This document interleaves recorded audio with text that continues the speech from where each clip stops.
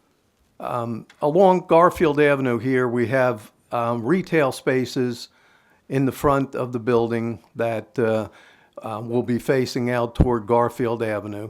As I was saying before, it's if we get to the northern end of Garfield Avenue is the entrance to the building itself, which consists of the lobby area, the leasing, the package room, the mail room, the concierge, and a nice lounge area that the interior designer has provided for that space. So that will be the main focus, the main entry of the apartments. And then as we go down Hampshire here, there are 6 apartments that are one-bedroom apartments. As we get down to the bottom here, there's a community space and community room of approximately 2,400 square feet.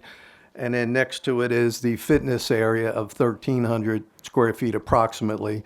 And in this space here will be the club room, a lounge area, maybe a card. I mean, the interior designer is proposing various different uses for the amenities for the apartments. There's a refreshment center. It'll be, men's and women's bathrooms, etc., all in that space off of Canal Way. So then as we move down Canal Way, as the engineer had described, is the entrance to the parking garage, and the parking space, the parking area is in the middle of the building here. And there's 68 spaces. The EV spaces are up along here. It also includes access to get to the elevator lobbies that are in the lobby up here, and there's also another elevator at the opposite corner of the building as well. So along, getting back to Canal Way, there are the bicycle storage of 113 bicycles, spaces per se. And then there's another amenity area to be determined yet. As we go up Carteret, there's mechanical type spaces as we go. There's electrical, different utility type spaces along there. And of course, right here is the loading dock area. So that will be off of Carteret. And of course, that can service the retail space as well as the rest of the building per se. So as was described, is that the units, there are 215 units. There are 43 affordable units, and they range from being 549 square feet to 1,266 square feet.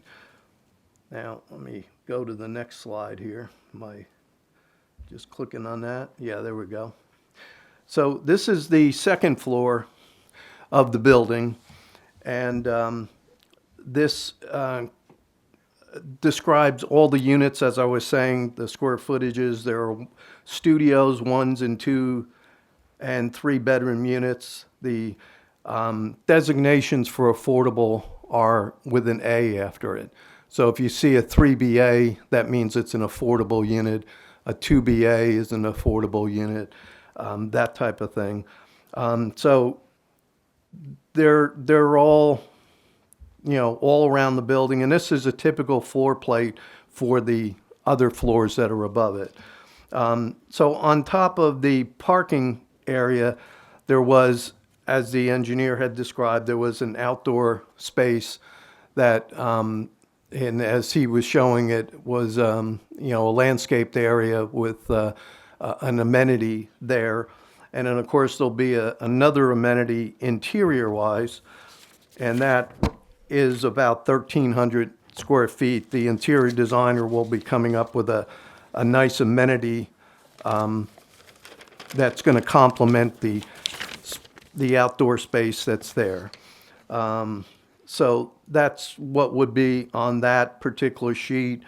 Again, the units are open area, one's bedrooms, 2 bedrooms, 3 bedrooms. They're in the market described as what is marketable at this point so let me go to the next one. We were discussing also the rooftop terrace that the landscape architect, civil engineer had actually proposed a landscape area that's on the rooftop. Now, this rooftop area is to the east, and it would come up the elevator that's off of Carteret, and you would access that rooftop from that elevator. And however, there would be another exit way, so there's 2 means of egress off of the rooftop.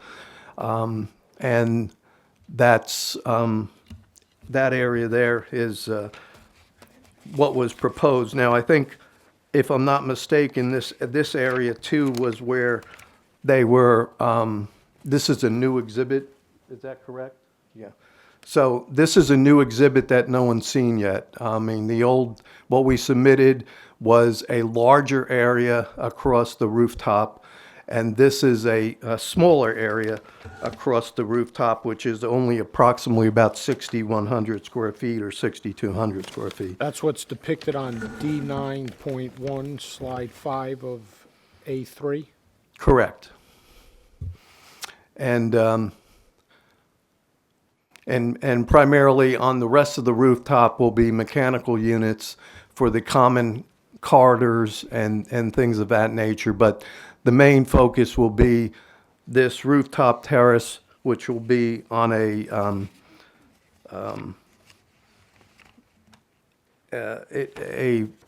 raised platform type system for amenity purposes and all that kind of stuff there. So then the next exhibit from there, we go to the elevations. The elevations, primarily the top elevation that you see across here is the space along Garfield Avenue. So this is the storefront, the entryways, all along Garfield. This was the entrance to the main building. This is along Hampshire Mews, which is the apartments that are along Hampshire Mews. The building itself consists of 2 different types of brick.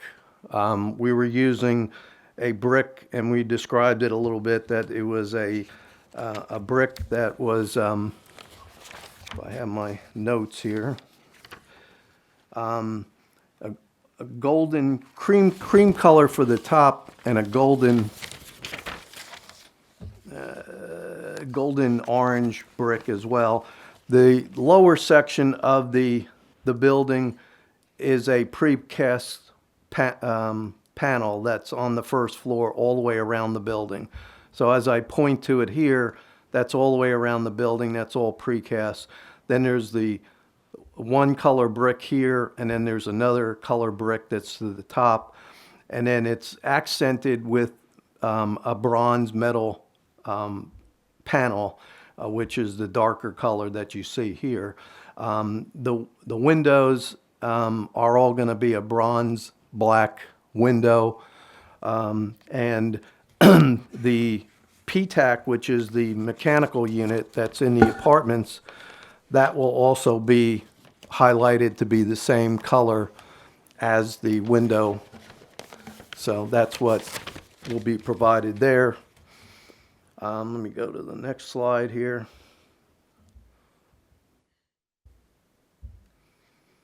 Okay, and again, this is again the top part is the Canalway, elevation, which is very consistent with the rest of the building all the way around. And then, of course, the lower drawing represents the Carteret Avenue. And as I point out over here is the loading dock over at this point over here. So that's the elevations, and this goes into more detail as far as describing the types of brick the panels. And that's this was all submitted to, in our package that we had. The interior courtyard would be consistent of two types of brick, a brick that's here, and then there would be a cementous fiber siding. It's a horizontal siding that would be, because it's on the inside of the building. So we're compatible with the exterior, and yet the inside, we were providing something a little bit different. Now, this is another exhibit. Is that correct that I need to identify? So this is another exhibit that wasn't in our package. And this was just recently, and it's basically where the gas meter location is going to be. And this is right off of Garfield and Hampshire Mews. So right past the lobby area that faces out toward Hampshire Mews is a blank wall there, and that would be where the gas meters would be located. The gas meters are only for the retail spaces and the common area of the building itself. Everything else is the PTAC electric type unit. I actually want to just chime in. I don't appreciate that we're getting these exhibits the night of this hearing. I'm now checking for a green roof coverage requirement to see about the exhibit that they just showed us for this roof plan. We do not allow gas meters to face the street like this. That is very atypical. Excuse me. The reason we made these changes in both this building and you'll hear again on Building B is because PSE&G has required us to do this. That may. Let's carry the item, get it to me in writing, and we'll come back. Absolutely. And before we carry, I do have a couple questions on the affordable units. I only saw one unit that faces the outside of the building that's affordable. Are they not mixed throughout the building? Or are they only on the interior of the building? They should the be mixed affordable throughout. units?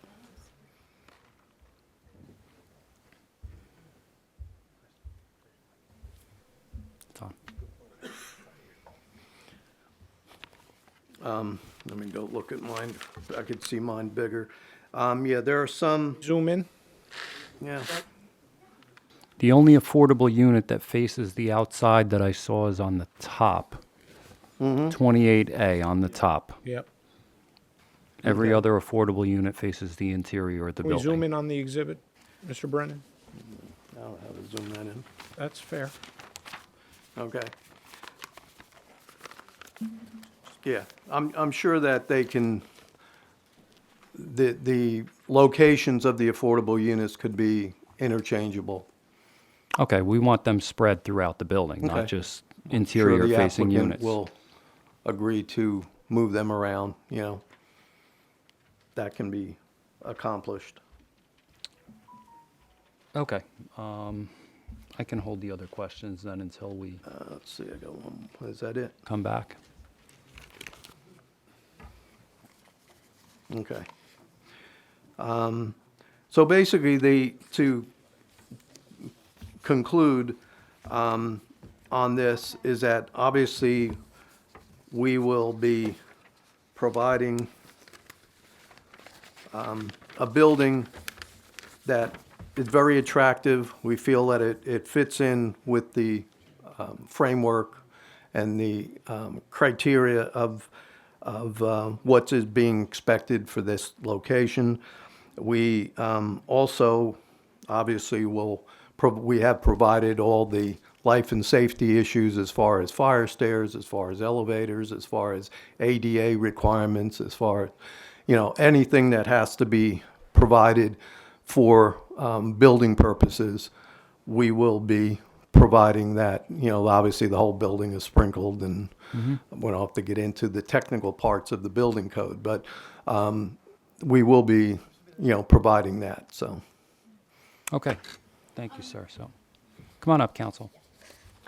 Chairman, to resolve this PSE&G issue for the moment, we would be happy to proceed with the plan the way it was submitted and have a condition that we'll only be able to use this plan I mean, have the condition that we'll use this plan only once we provide proof that PSE&G requires it. You know, make the approval conditional, whichever plan we It go might be a with. variance, Commissioner. Could be. Could be. Yep. And there may be a variance for the roof amenity space as well. That I think I can rule out. I'll look through the redevelopment plan while the rest of the testimony continues. So Matt, you haven't seen any of the change on the roof plan? No, not before today, Okay. right now. Council, this wasn't submitted to planning? Any of the changes? The change on the roof, we just made the roof deck area smaller. This issue with PSE&G came up in the last couple of days, Okay. and we've tried to redesign to do something that PSE&G would approve. Okay, but the roof plan also wasn't submitted to planning yet? The change to the roof plan, where we Yes. made the deck smaller, was not, no. Correct. Okay. So you haven't got this approved by PSC&G yet? Can I have my client speak to that, since he's been liaisoning with them? We have to swear him in if the Yeah, that's fine. board is okay with it. Omar? Swear any testimony you give tonight is going to be the truth, the whole truth, and nothing but the truth. I do. For the record, can you please spell your name? Sure. Omar Mansour, Mansour. Good evening, sir. Just walk us through what's going on with PSE&G here. It's very simple, Chairman. We have submitted for PSE&G for the review as part of our building design, and they came back with a new policy indicating that they don't allow gas meters inside buildings anymore. It's not for our development, for any development. And we're going through it in other cities as well. We're doing a building in New Brunswick, and we have the same requirement where all the gas meters have to be outside. The good news with this one here, the gas meters are only for retail, so we have limited number. They're not per apartment, there are only 5 of them. So it's not like an overwhelming area. So I'm not aware of this yet, Chairman. I haven't run into this issue. I don't doubt that the meters have to be located outside per se. I think the issue is more perhaps where outside they have to be located. So, you know, I just, to answer the chairman's question, I have not had this happen yet in any of my private work where we've run into this issue, but it sounds like it may be something that is going to have to be dealt with. But again, we normally do not allow them to face streets, so Sure. that's unexpected as we sit here this evening. That's all I can. I mean, as you could tell from original submission, we wanted to be indoors, we wanted to be inside, and that's how we had it designed. And I don't, I'm not saying that anything is untoward about it or that there was any malice in it. I think, you know, the policy of the board requires that these things be provided 10 days before. And part of the reason that is to give the public an opportunity and to give planning staff the opportunity to look at, confirm, verify, et cetera. So it's always been this board's position that we don't allow these things to come up the night of the hearing and hear anything for the first time, whether it be we've reduced the size of an amenity space or where we had been proposing the meters is a different location. So I can understand what you're saying. I don't know, did PSE&G give this to you in writing, and does it have to face a street? Exactly what did PSE&G tell you, other than it can't be internal to the building? Because those are not the same thing, in my opinion. Absolutely, no, based on the infrastructure that they have requested that the service coming from Garfield and not extended all the way through, but extended to Hampshire Mews and feeding both buildings from the outside, with the meters being outside the building.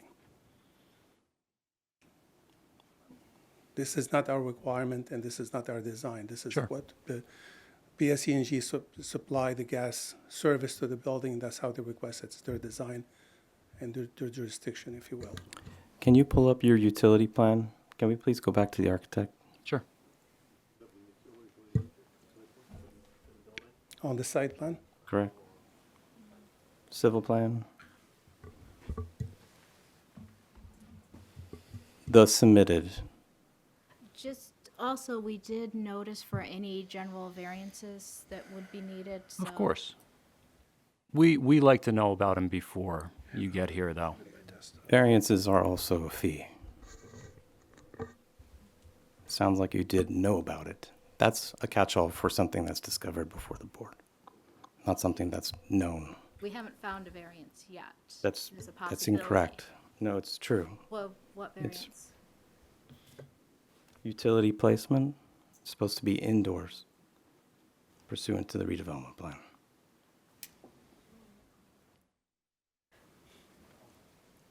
So, okay. So that would be a deviation under the plan. Kyle, can you show us where the gas service is?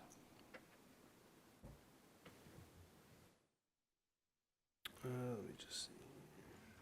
Yeah, So it's this- not this- even on yeah, that this- side of the This building. is the, as was noted, this was the plan that was submitted, so it wasn't updated yet on this build, on this particular. So we have exhibits, we also have plans that don't Yeah, connect. that aren't updated.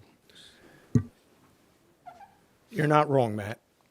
And quite frankly, this is the reason why it has to be submitted, so that all of these things can be coordinated prior to attempting to do this on the fly like this, which,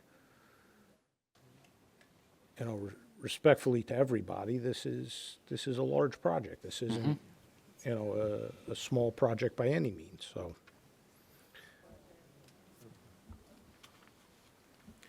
Right, so previously it was in a different location on the utility plan.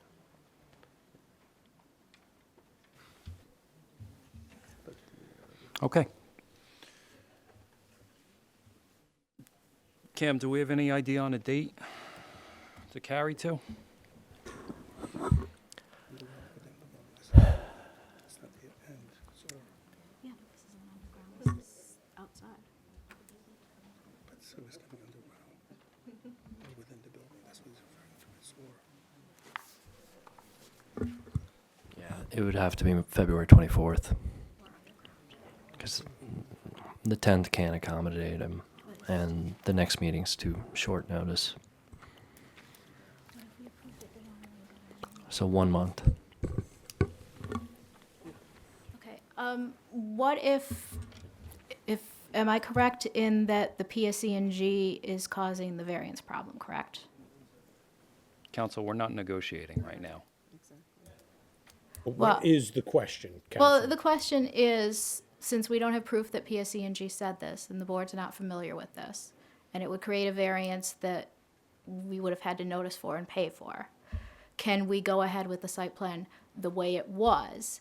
And then if PSE&G gives us something that says, no, we can't go ahead with the site plan the way it was, then we'd have to come back to the board for an amendment. So, Counsel, my problem with that is, it is clear that PSE&G seems to have an issue with where the meters are proposed, and we kind of know that, right? So, I don't know why we would move forward with something that's clearly an issue with PSE&G, and I don't know if the conversation with PSE&G included, we're not allowed to locate it on the street. What if we did A, B, or C, and we do get to a place where PSE&G is satisfied and it doesn't trigger a variance? I don't know. Why were they located where they were located on the exhibit? It sounds like that was based on the interpretation and conversation that took place with PSE&G. I don't know how it happened because we're learning about this in real time. So, Chairman, it's always the pleasure of the board. I think that it needs to be looked at. I don't see why we would move forward with something that seems to be an issue with PSE&G, and we know PSE&G isn't okay with, I shouldn't say we know. It sounds like PSE&G is not okay with what was proposed to this board, which is what the applicant is now asking to move forward with. I just, Yes, so you're making the representation that PSE&G wants this changed, or has to have this changed. But now we're walking that back and saying that it's not substantiated, we need it in writing, correct? No, Mr. Ward said he needed it in writing. Okay. What did you just state on the record? I said that we could go forward with the plan as submitted, and then if it's true that PSE&G doesn't accept it this way, that we would come back to the board for an amendment, or if that would be necessary, to conform to what PSE&G wanted. And if it did require a variance, as Mr. Ward said, it would. But the testimony from the principal was PSE&G will not allow us to do it the way we want. And I think he was very clear when he said, I wanted it to be internal. If I may, the way it works with BSC&G, usually we do site plan approval, and then we design the building, then we go for BSC&G. With this project, we're expediting the process. So we started our design, and we're dealing with BSC&G live. Typically, we do what we call a conceptual Agreed. utility plan. Agreed. And this utility plan is subject to change based on PSC&G. Sure. So we tried to be proactive with this one here, start a discussion with PSC&G early. Agreed. And our design, we showed it where we think it was the best way to show it. And then PSC&G is coming back. They still haven't approved. We're still in live discussion with PSC&G. But the initial, the first and foremost, they say we don't allow it indoor anymore for any gas meters. That's the new policy that they have as of this year. We're not talking something that's been going on. This is our first application, actually our second application that we're dealing with, that they've changed this policy on. And we are in discussion with PSC&G. That's why if we can proceed with what we have as we have it approved by PSC&G at the same time, we'll see where we go from there.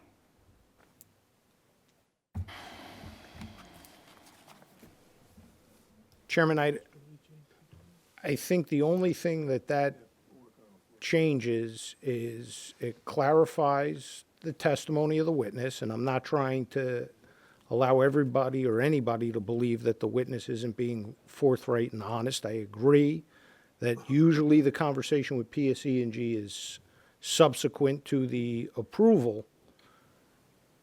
That being said, it does not change the fact that that conversation is in the works, and there was a change made based on those conversations. We didn't bring this up. No. This was something the applicant did based on those conversations. That's all I can say at this point, so.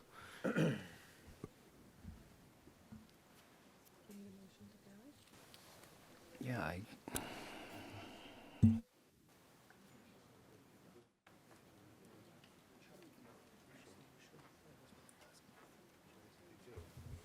If the board is uncomfortable moving forward, then we can state that. Yeah. If the board is comfortable moving forward, that's a different question. I'm sorry to interrupt.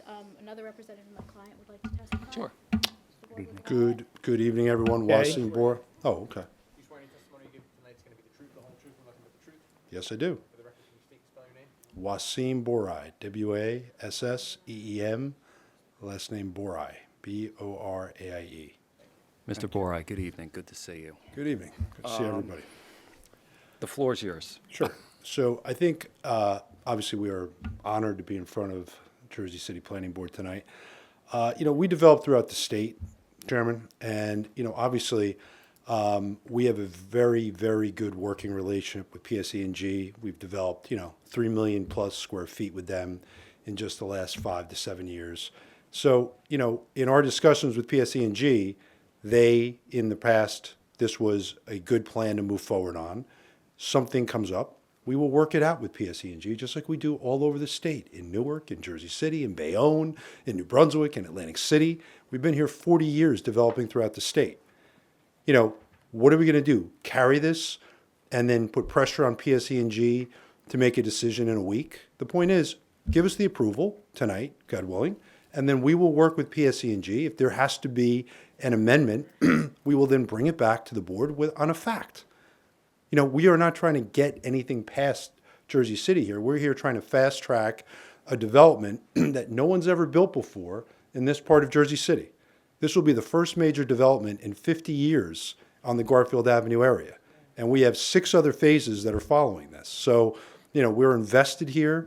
We've spent tens of millions of dollars buying the property just for the first few phases.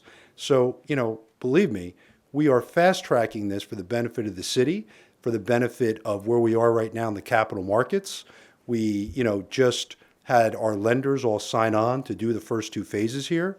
So, you know, we're working in partnership with the JCRA, planning, and of course, you know, the zoning group. So, you know, respectfully, we have everything here in good stead. We've told you all the facts. If it needs to be amended, it'll get amended. Our feeling is that we can work it with PSE&G. They have a lot of policies that once they work with repeat developers and they understand what the goals are, they'll work with us.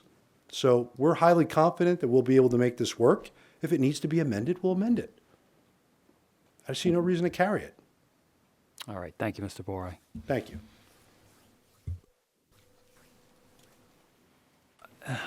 Obviously, we do see changes from PSE&G all the time. They move vaults, they change interiors on us. I'm comfortable going through with the original plans. If the board isn't, there's 5 of us here. Anybody? I'm okay hearing the original plan. But, If there's anything else. yeah, Council, are we going to have any more surprises? No, you will not. Okay. I'm just one person, so. Vidya? I am as comfortable as Matt can be as well, because he's our principal planner at this time, and his recommendation means a lot to us, Yes, and how we vote as well. agree. Are you comfortable going with the original? Absolutely, it was scheduled. Yeah. Okay. It was scheduled with the original. That's what anticipated being presented tonight. That's what the commissioners anticipating being presented tonight. Just to clarify, so then if anything changes to the original plan because of PSE&G, they would have to come back for an amendment Yes. for our approval. Yes. Then I'm comfortable. Okay, guys? Yeah, and Commissioner, we agree, we would come back for an amendment if so. Okay. So it's gonna have to get our approval anyways if the changes are, Yes. But Chair, with all due respect, going forward, if there's changes to a plan, it should be sent to our course. planner, so that come forth to the planner, to us on time, not a surprise. second that. Okay. Yeah. So, okay, so let's move on. Let's get past it.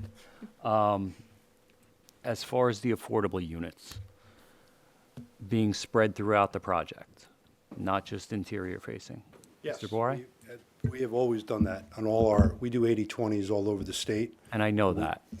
We have affordable units on the top floors on our buildings. We spread it throughout. Okay, but they're not only interior facing, they'll be exterior Yes. facing as well? Okay. Same fit and finish throughout the building, correct? We finish every unit in our buildings exactly the same Perfect. That's what I want to hear. throughout the state.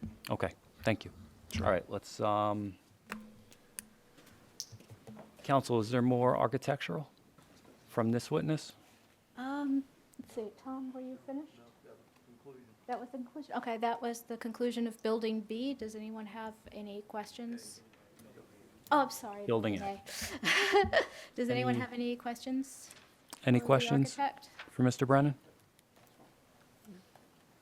Okay, Okay, then my next witness is the break. architect for Building B, Carlos Cardosa. counsel, we're going to get a quick break in.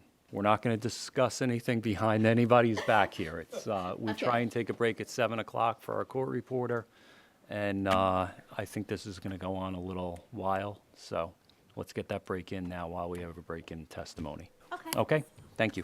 Thank you. You come to order again, everybody, please.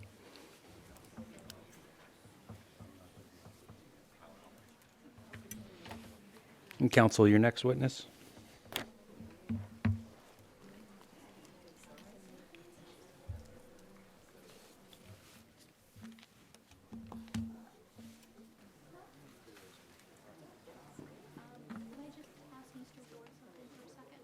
Sure.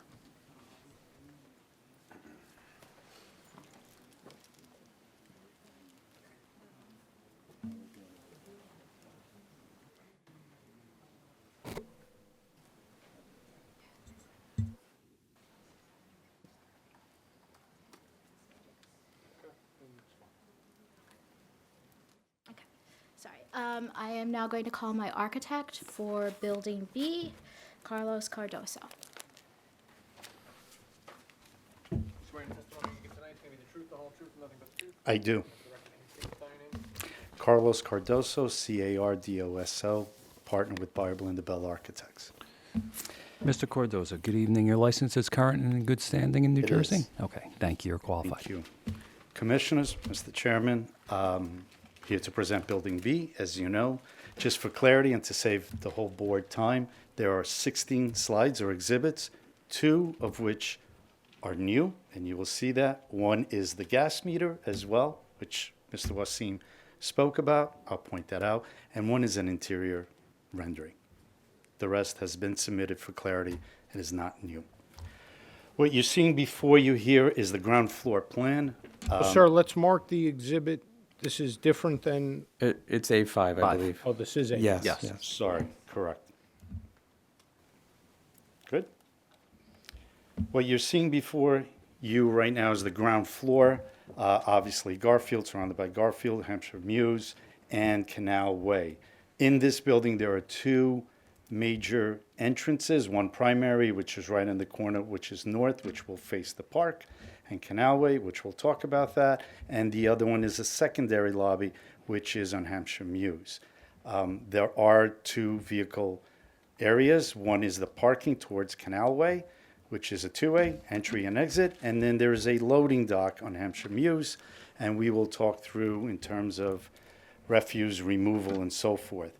It is what I call a donut design where the parking is inside, it's covered, it's not seen, and as Kyle had explained the statistics before, 212 parking spaces, 293 units, 59 to 20%, which are affordable. Nothing obviously has changed there. As we move up the building on floors, on the second floor and then third as well, what you see here is obviously the perimeter units distributed throughout with the parking, ramped parking on the inside, and you see the 2 cores on the southwest and the south and the northeast, as well as you see here to circulate around the building. As we move up, once we get to the 4th floor, it is the roof of the of the parking of the fourth floor is the amenity space, which is above the garage. As you see here, Kyle had explained that before. Obviously, at this point, it becomes a double-loaded corridor with views towards the streets and towards the inner court, which is what that becomes with the rooftop space that you see there. As the building rises on Canal Way, which is the floors 9th and 10th, obviously these are the tallest floors, a double-loaded corridor of residences as well, facing Canal Way and also facing towards Garfield Avenue, as you see there, and the rooftop that we'll talk a little bit about in a little while on the 8th floor or story building, as you see here. This is the rooftop. You see the green roof spaces on the lower, and then on the upper roofs are all mechanical spaces. They're all screened, ventilated, screened, and the stair bulkheads are also obviously enclosed and in the stucco finish. Nothing different, nothing new as presented before, with a lounge, an amenity lounge on the rooftop of the tallest building and the little site area facing towards the water or the New York City views. On the elevations that you see here on the building, on the north elevation, which will face the future park, to your left, as you see here, or what will be Canal Way, is the main entry, which is what we call a pretty grand entry, the primary entry towards Garfield Avenue. It's the remnants, when I say of the retail space, which turns the corner there as well, and then there's the lobby as it continues throughout, and then obviously the stepping going from a 5-story to an 8-story and then to a 10-story on this elevation. When we get to the east elevation, which is Canal Way, you have the 2 entries, or I should say the exit and the entry towards the parking lot right here. You see the storefronts here, all the amenity spaces on the ground floor, to the right or to the north facing the park is also the main entry lobby as well. The materiality as previously submitted is cast stone on the base, brick in the middle, and then charcoal gray panels above as the building rises. On the south elevation that we have, which is Hampshire Mews, there is the secondary lobby there. There is the loading dock, which is where the garbage trucks and move-ins and move-outs will happen throughout the entire building. And again, the retail space that is on Garfield that turns the corner onto Hampshire Mews is right here towards the left-hand side of your page, and the buildings beyond that rise. And last but not least, on the west facade, which is Garfield Avenue, is all the retail spaces that you see there along the whole street. Obviously, the whole articulation of the facade to be more quaint to the neighborhood and in the proper scale. In the middle right here was all the amenity spaces, and what Wasim said before, this is where we had originally enclosed the gas meter room. This is an explanation that we submitted to how the garbage refuse is exited out of the building, considering it's a pretty large building. In plan, you really see where the lobby entrance or the core is on the north side. There's one on the south side, and obviously there are trash chutes there. This rendering or sketch that you see all the way on the right side is on the main lobby or on this core, which, oops, sorry about that, which basically the trash chutes come down. There's a compactor. The containers are stored there in that room, in the trash container room, and then they are exited through a corridor, which is out of sight to the public or to the residents or to anybody except the retail spaces or the people doing the maintenance. And it goes to that loading dock, which a garbage truck can come in, totally enclosed into the loading dock, take care of the garbage, and move out. The same thing happens on the lower page here. It's a much smaller containment for the containers for the garbage area and the trash containment, but follows the same principle. And also this corridor allows retailers, when they're removing their refuse, to also go through the same corridor, and therefore out of sight, out of mind, nobody's seeing what's going on behind the scenes. This is the new exhibit, which ties into the gas meter room. I'm going to sidebar that. You've all spoke about it. I don't need to get into that unless the board would like to, but I'm going to skip that. Yeah, we'd prefer not. I agree. Let's get to the renderings and a more exciting part.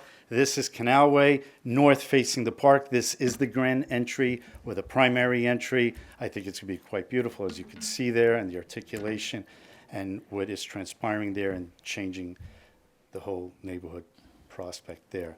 This is a new exhibit. It's just the rendering, which if I go back, the amenities are right here. And this is a rendering of those amenities facing Canal Way. Moving on. Here we have from the light rail what you would see as you approach the building, right? The main entry is right here. Here's Canal Way, starts the retail components, and you see the articulation of the buildings as we move along. So this is what the folks taking public transportation will see and how they'll be greeted by our building.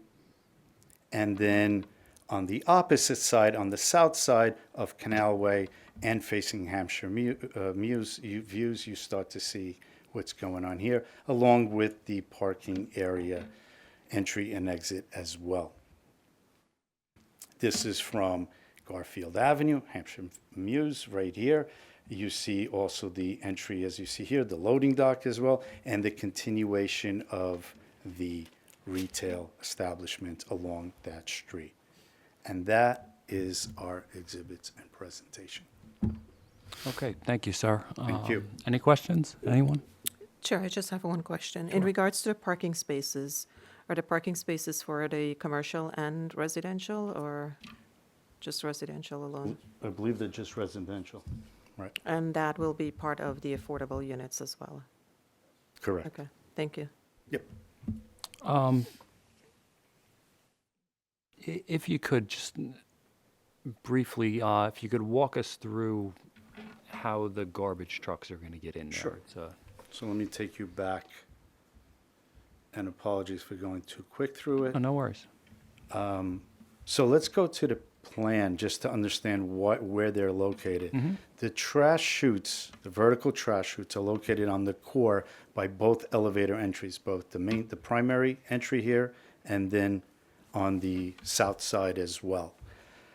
The way they work is as the residents, and let me just go to a lower floor plan to put it in perspective and not drive everybody nuts. This works. So I'm not asking about how the garbage gets to the loading dock. Okay. How are the trucks physically backing in or pulling into that loading dock? Got it. Got it. And let me go to the ground floor. That would be the easiest way. Right here. On Hampshire, whoops. On Hampshire Muse here, it would back right into this area right here. This would be the loading dock area. This is the reason why the curb cut is actually 14 feet. It's to allow the truck to actually back rear end into the loading dock, be completely out of the street, and more importantly, for the containers to then get to the truck and be able to do what they normally do without it sticking out onto the street. Okay, so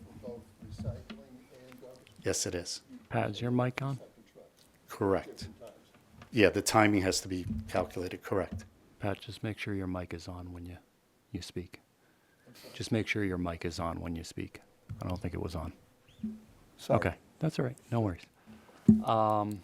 Okay, so the garbage is scheduled, correct? Correct. Okay, so maintenance can come, open the door. Right, There's no traffic backup whatsoever. correct. Okay, that's my question. Okay, that's it for me. Anybody else? All right, thank you, sir. Thank you.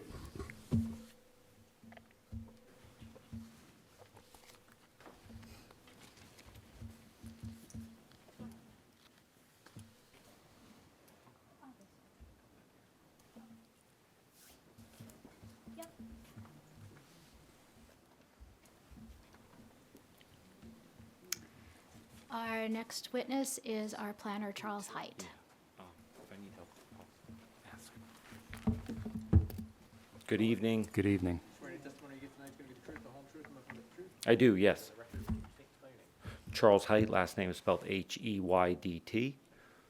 Mr. Height, good evening. Your license is current? Current as a professional planner in the state of New Jersey. Okay, thank you, sir. You're qualified. All right, thank you very much. First time here this year, so hope everyone's doing well. Good New Year. I do appreciate the board giving us an ability to move forward with this project. There's been a lot of back and forth and a lot of details. These are the first two development blocks of this redevelopment plan. So it's very exciting to be here. This plan was prepared in 2009, and obviously there's been a lot of current work on the properties for remediation purposes, but from a design plan, these are the first two whole block developments. So we're excited, and I know the city is very much focused on a successful outcome. That being said, I will jump right into the relief needed. Going into Building A, so again, we have two development parcels, development blocks here. Building A, the 6-story project, does have two design massing deviations. There's a requirement for a step back at the 6-story. When we shared the facades in the earlier testimony for Building A, we are proposing a clear 0-foot setback at the 6-story. So there's no terraces fronting the front of the 6-story.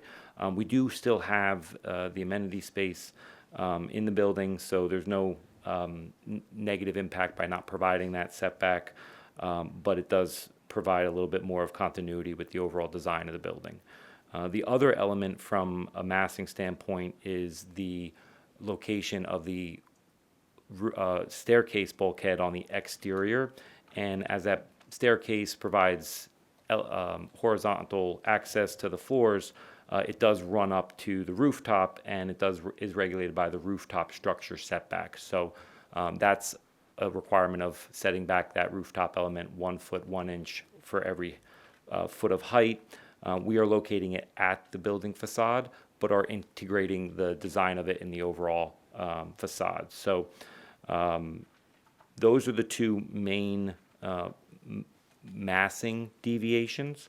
There are a few other design elements on the facade. So At the ground floor, we have a glazing requirement in the redevelopment plan.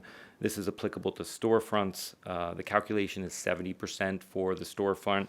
On two facades of Building A, we're at 67% and 69%. That's the west and south facades. Obviously, we're dealing with topography along Garfield Avenue and as it makes its return of the building. So we're trying to deal with the change in topography at grade with having a stable finished floor for the retail spaces and basically keeping that lower brick element consistent through the finished floor. So that's the glazing requirement. We do have the visuals. I can cycle back to any of the slides that were prepared earlier. One of the other aspects that does apply to both projects, there's a requirement to have any residential floor be a minimum of 30 inches above grade. There are, in Building A, 6 ground floor residential units. 2 of them are dealing with the same topography issue for these parcels, so they fall below that 30 inches. At the minimum value, it's 4 inches, and then it ranges on those 2 units between 4 and 18. We provided appropriate landscaping to help screen and buffer those 2 units. But again, dealing with the grade and trying to have a common finished floor for these units was what we were balancing. And then lastly, as we heard with the loading area access, for Building A, it is proposed separate from the main passenger vehicular access. So the loading is off Carteret Avenue. And as you just heard from one of the project architects, the intent is to really isolate the loading activities for the building, provide a little bit of separation. The loading vehicles typically don't come as frequent, and just designing them to be in an area of the building that's just not the main front entrance or any of the lobby areas. That was the design intent there. So we do think, given that each of these the Building A does have 4 frontages, separating them, the vehicular access on Canal Way, and then the loading on Carteret was appropriate. That's the relief needed from a technical standpoint for Building A. For Building B, it's a little bit of a subset of what you just heard, so I'll reference this in general. We do need the same minimum elevation of the residential floors. Again, that's 30 inches required. This occurs on Canal Way, Park Avenue. 3 of the 8 residential floors falls below the 30 inches, so we are requesting relief. They'll be screened, provide some buffer, as I previously mentioned. This is for Building B. We are dealing with the same minimum glazing, again, for the storefronts, dealing with the topography, balancing a consistent finished floor.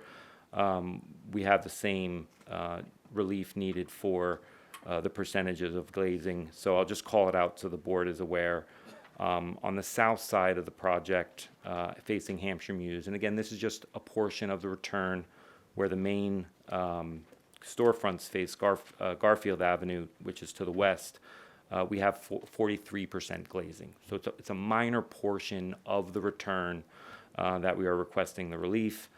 Same on the north side, again, the return as it faces the park, we're dealing with a 55% glazing.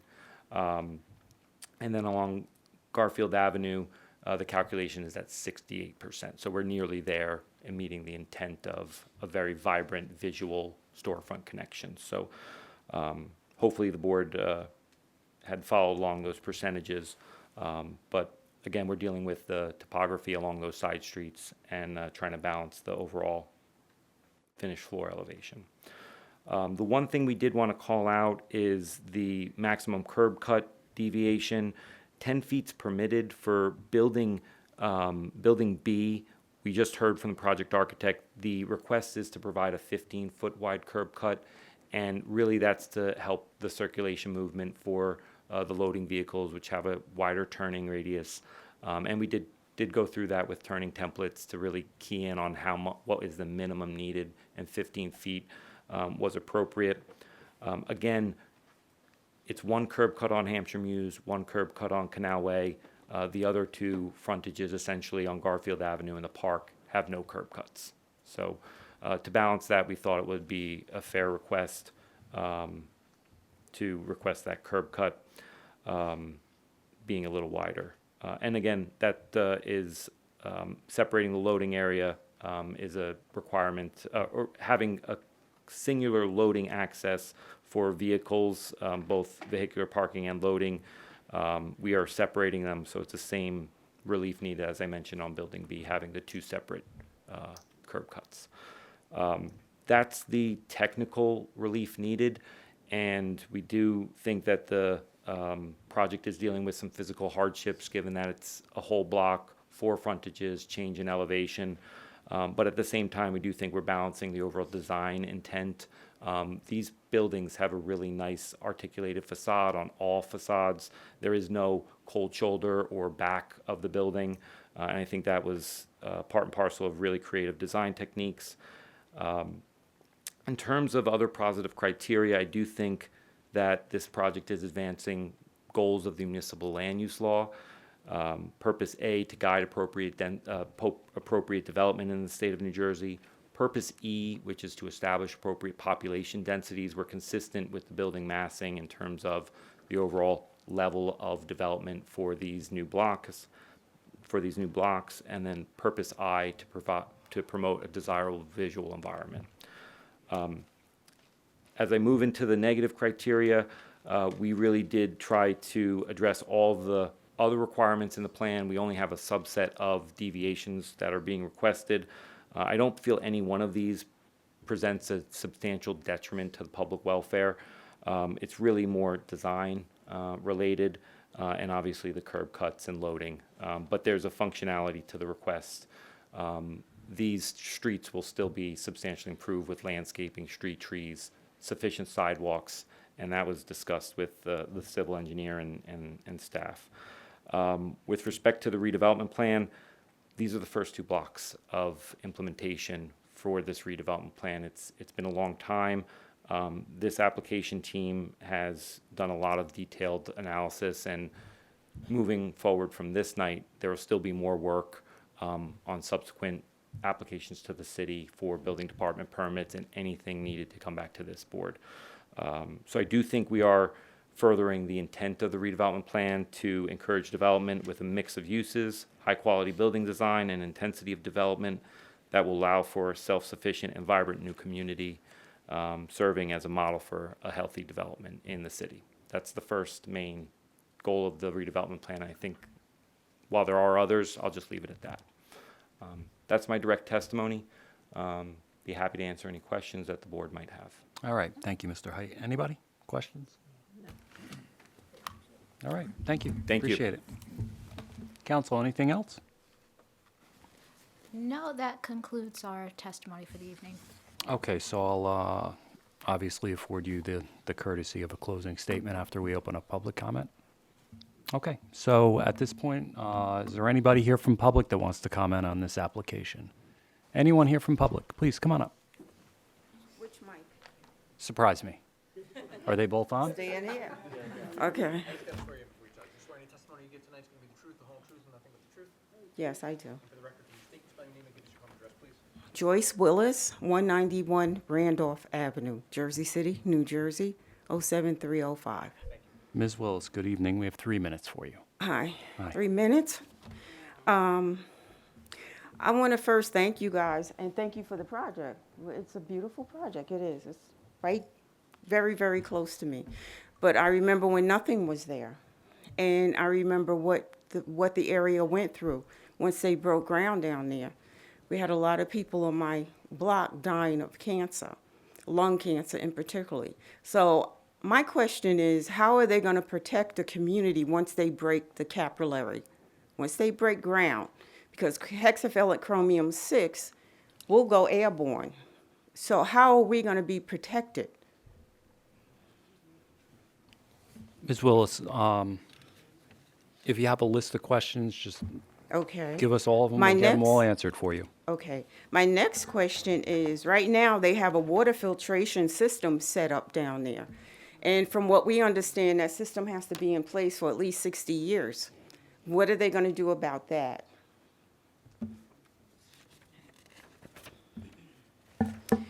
my next question is,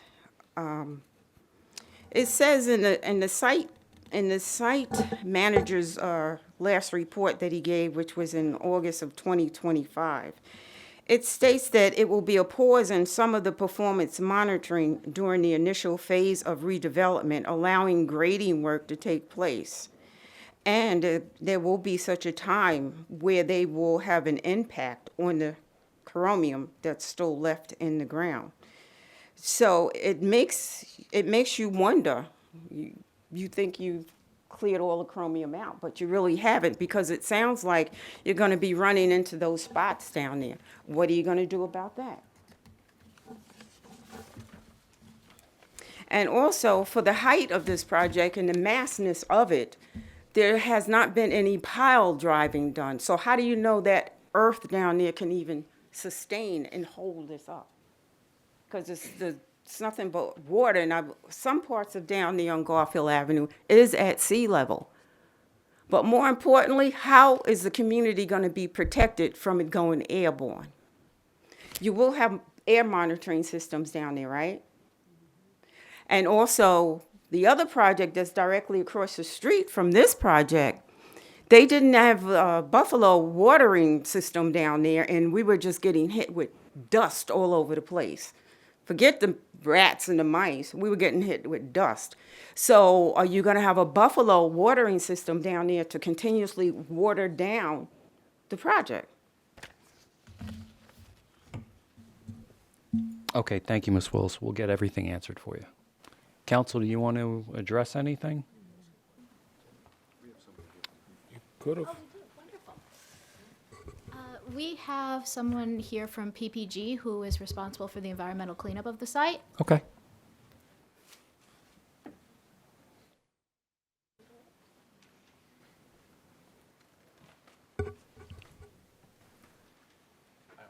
Good evening.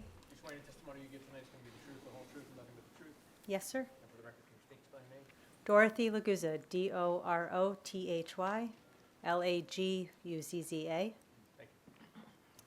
Good evening. My name is Dorothy Laguzza. I'm counsel with K&L Gates, outside counsel to PPG. I'm here representing PPG tonight, and I understand that there are some environmental questions posed by the community. In terms of the soil remediation has been completed at the site. DEP has issued a compliance judgment letter, so all of the soil containing hexavalent chromium has been removed and therefore no longer poses a threat to public human health or the environment. Those records can be found on the PPG Chromium Cleanup Partnership website, which is available if you just do a Google search for that information. With regards to anything airborne, during the remediation efforts, PPG put in air monitors along various points of the site. All of those air monitors, it's my understanding some of them will remain in place during construction. In addition, the groundwater is still being remediated. That is correct. However, some of those systems will be removed to accommodate redevelopment. PPG has received some interim approvals from DEP related to the groundwater contamination and will continue to work with DEP to continue remediation of that groundwater long term. It will be in place. The groundwater will be monitored long term for as long as DEP requires it. Okay, thank you, appreciate it. Thank you. Okay, anybody else from public? Come on up. Yeah, swear in.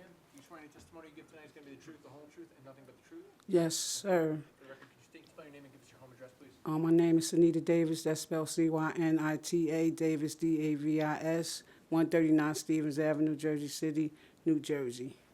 Good evening, we have 3 minutes Good for you. evening. Unfortunately, I was blessed to work with PPG.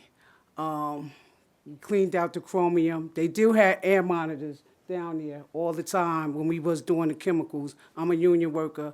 I was trained. I was down there for 6 years cleaning out the chromium, which she said it was down there.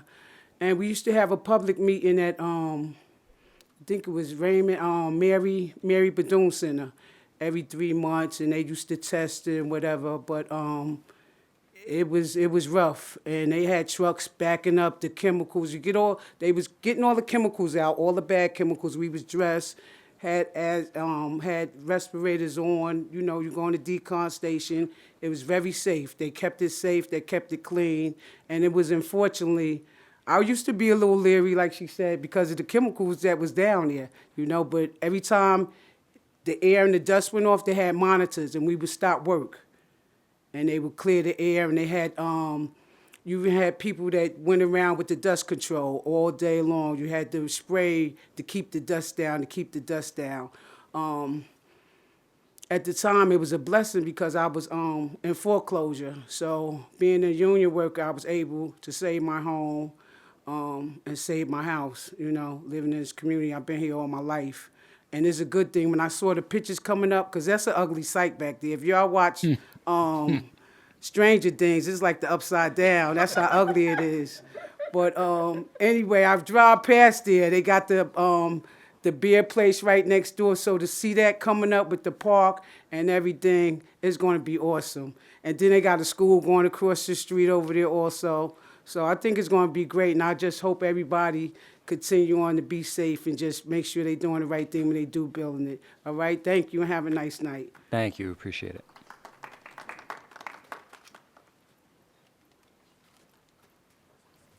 Do you swear any testimony you give tonight is going to be the truth, the whole truth, and nothing but the truth? I do. And for the record, can you state, spell your name, and give us your home address, please? Christopher Perez, Perez, 69 Union Street, Jersey City, New Jersey, 07304.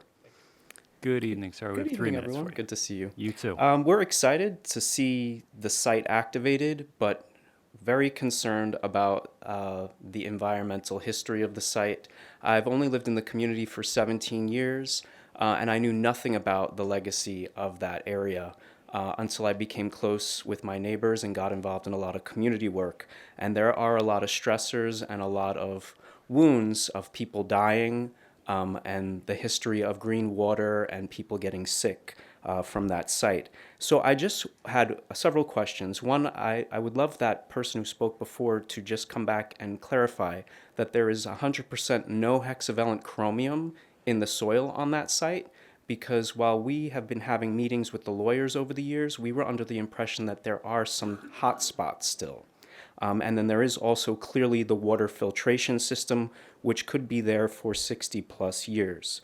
A question that I have is, are pylons going to be used, and what system will be in place so that the pylons do not perforate any kind of barrier between the clean soil and any historic fill that's lower down? We had a scary incident on October 1st, 2019, when the pavilion was being built at Berry Lane Park, where we observed people excavating the soil to build the foundation, and the contractors there were not aware that that was a contaminated area. They had breached the barrier, they had no appropriate safety protocol on, and it created a whole stir.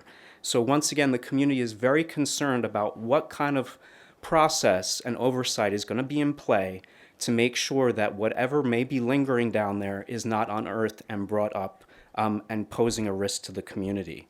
I also had a question about the redevelopment plan calling for the 6th floor setback on the building close to Carteret and Garfield. Was that put in play because these buildings are kind of a critical transition development between the R1 community on the other side of Garfield? And isn't that step back kind of important because it helps transition from a low-rise community into this newly developed area? Thank you. All right, thank you, sir. We appreciate it. Come on up. Let's finish up public comment, and then we'll have questions answered, please. Okay. Go ahead, ma'am. Testimony you give tonight is going to be the truth, the whole truth, and nothing but the truth? Yes. And for the record, can you state, spell your name, and give us your home address, please? Felicia Collis, Collis, 189 Clerk Street, Jersey City, New Jersey, 07305. Good evening to you all. Good evening, Ms. Collis. We have 3 minutes for you. Yeah, just briefly, and just to somewhat piggyback from Joyce and Chris, I feel that our concerns are valid, because if it wasn't for our organization, Graco Community Organization, and Interfaith Community Organization and the National Resource Defense Council, coming together to file the federal lawsuit against PPG back in 2009 or 11. Development probably would have occurred without any concern about the well-being of those that would reside on the property, as well as those of us who live around the perimeter. I feel that, we need to have some assurances that that whatever chromium is on that property is contained, especially the groundwater. People have to realize that that was a canal, a canal before, and chromium fill was used to solidify that canal for, use by various businesses following the closure of the canal, which ran from Phillipsburg down to Jersey City to connect the Delaware River with the Hudson River. We just, we need to know that everything is okay there, from air quality to whether the sheet piles are going to be compromised that exist there already. We just concerned. We worked so hard, to file the lawsuit, and we've been watching, the transformation of this property for over 10 years, and it's something that not to be taken for granted. Your project is beautiful. I applaud you for all the talent and skills employed to, come up with this plan. But you have to realize the history of that land, and particles are going to be stirred up and become airborne, and we're all connected, from the workers that will be down at that site to those in the community. So we would just appreciate knowing that, that there's some safety measures taken in place, And Sure. another reason why we should be concerned, because the DEP around in the 80s, PPG realized that there was some problems with contamination. Then 1990, there was a consent order that was given by DEP that was not enforced. From 1990 until 2011, nothing was done. So how could somebody say that that property is totally remediated, because, the ground is not solid, it has water, and that water with the contamination seeps down into layers of earth? That's another concern. When they start doing this development, can the metal mat that exists at this time withstand the weight of, this is a big project, the weight of the project? Is, what assurances? Sure. Thank you. All right, thank you. Council, can you address some of those things, or someone from the team? I'd like to recall our witness from PPG. Sure.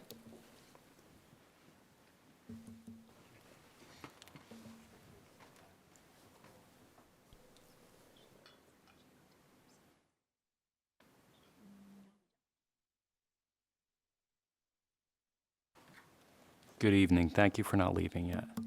So, You're welcome. if we could, let's talk, number one, let's start with the pilings. Are they going to penetrate any kind of layer or cap, something like that?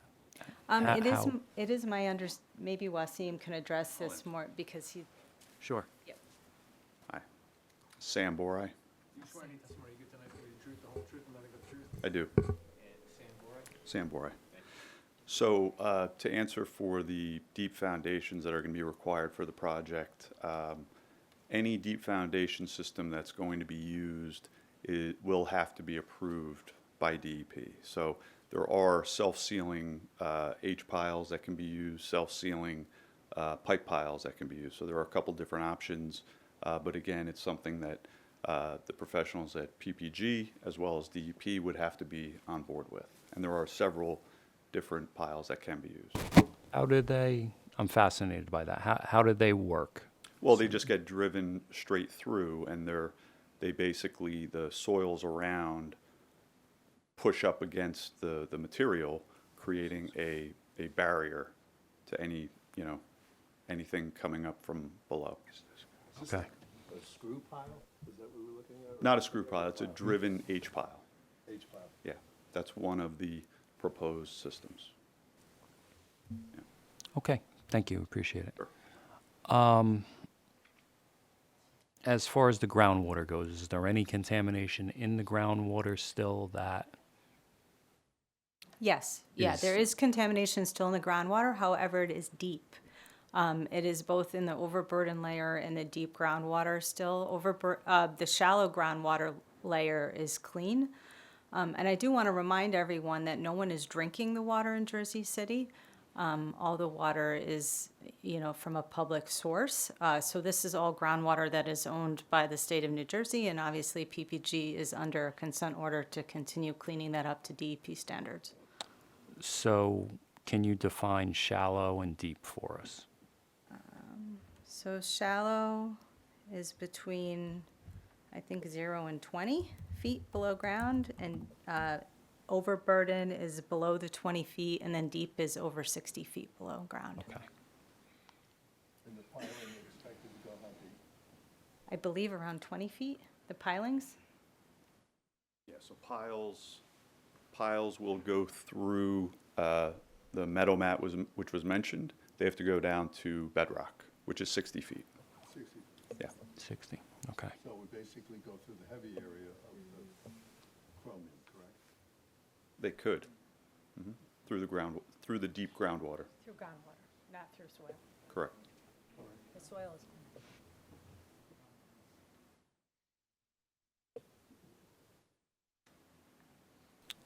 Okay, what am I missing here? Did we cover everything, guys? What else?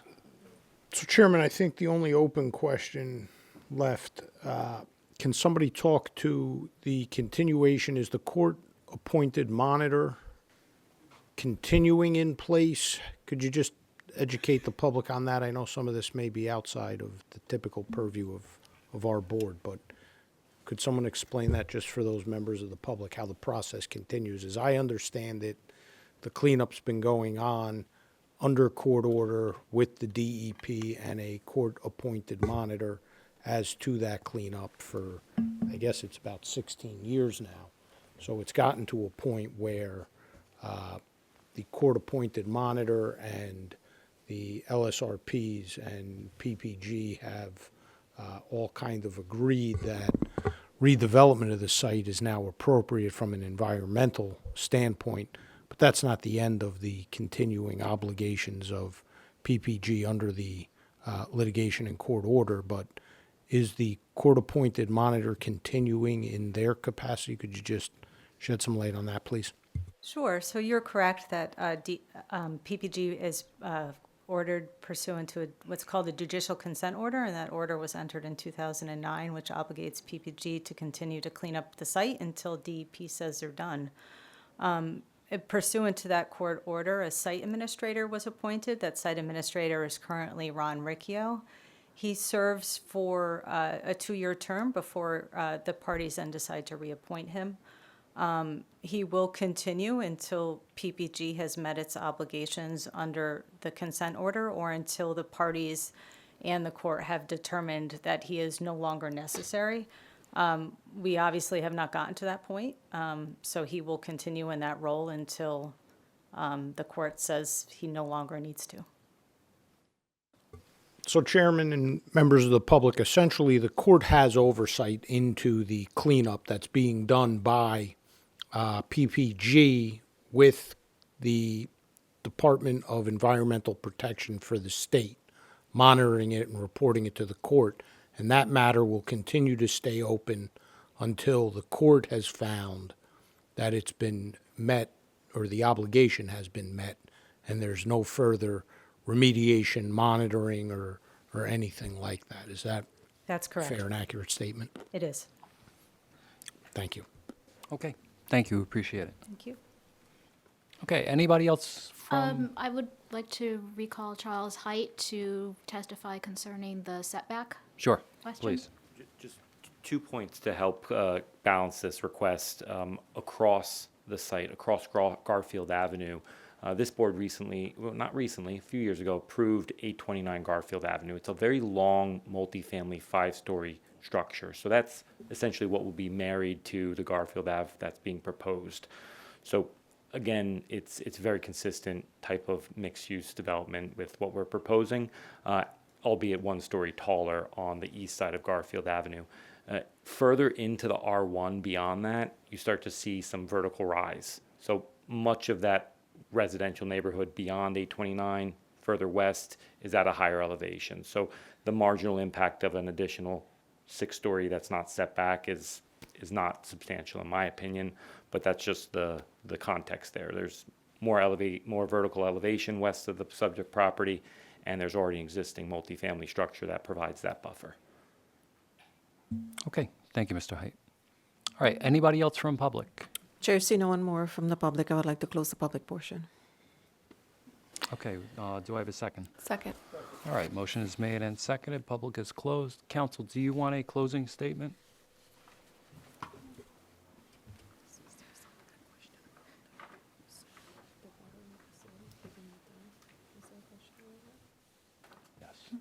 I just wanted to thank the board for its time and its consideration regarding the application.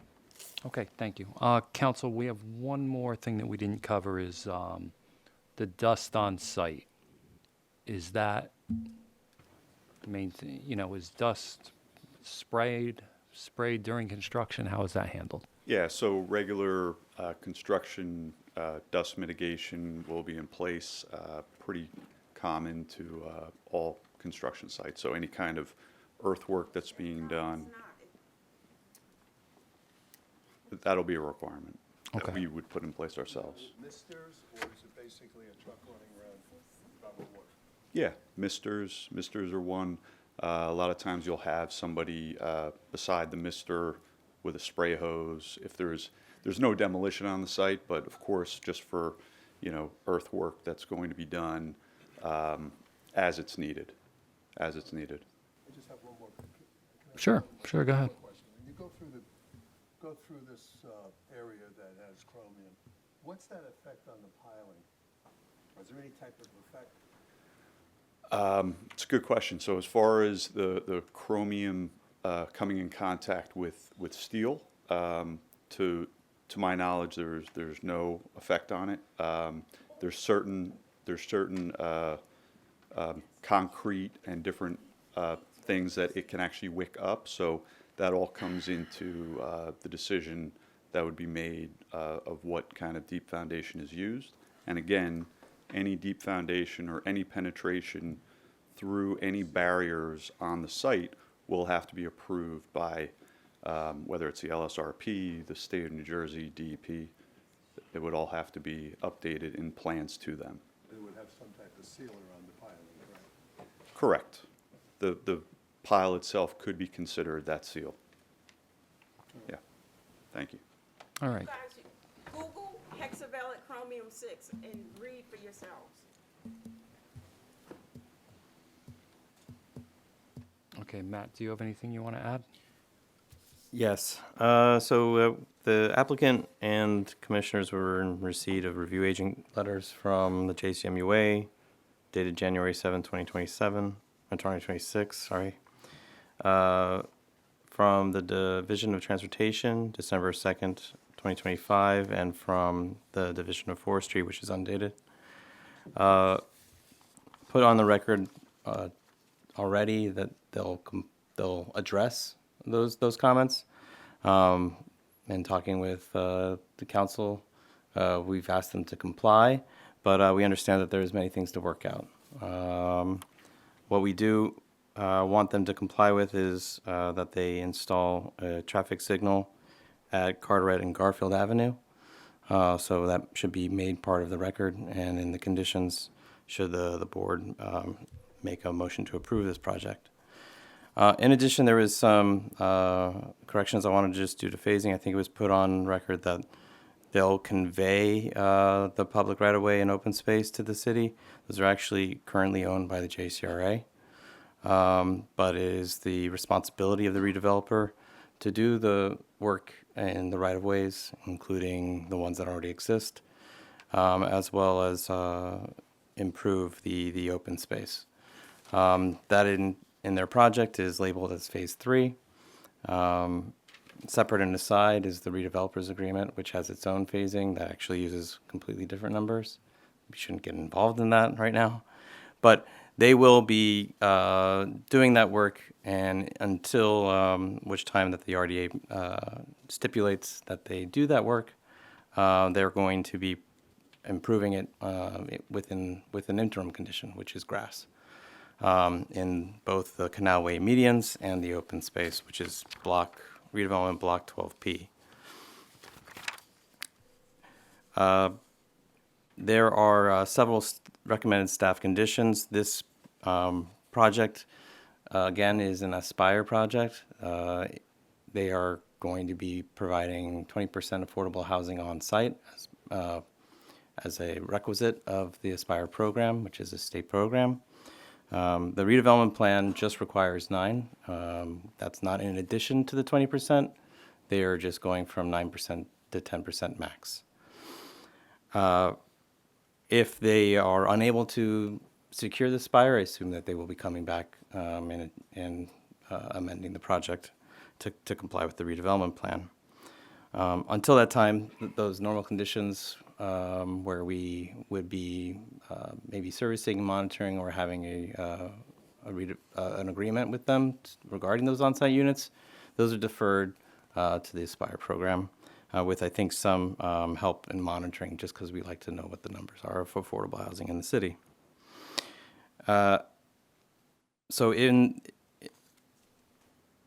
Just also want to circle back, we are not, the board is not considering, I guess, the meters or the roof plan. In the time that I had, I did look up the redevelopment plan online and read the PDF of the document. There is no variance regarding the reduction of the amenitized roof areas or lack of green roof on those spaces pursuant to the redevelopment plan. However, there would be, we'll just skip the whole utility placement piece for now.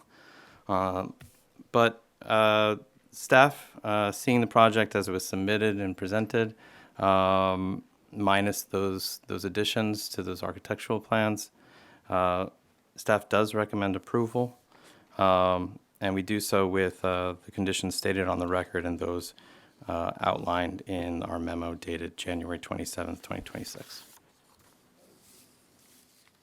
How does staff feel about the chromium situation that was there and where we are today? I have not been involved in the meetings regarding with PPG or any of the staff in the city that monitors those meetings or attends those meetings. They do check in with me to see what the status of this application was, but that's been my full extent and knowledge of the cleanup.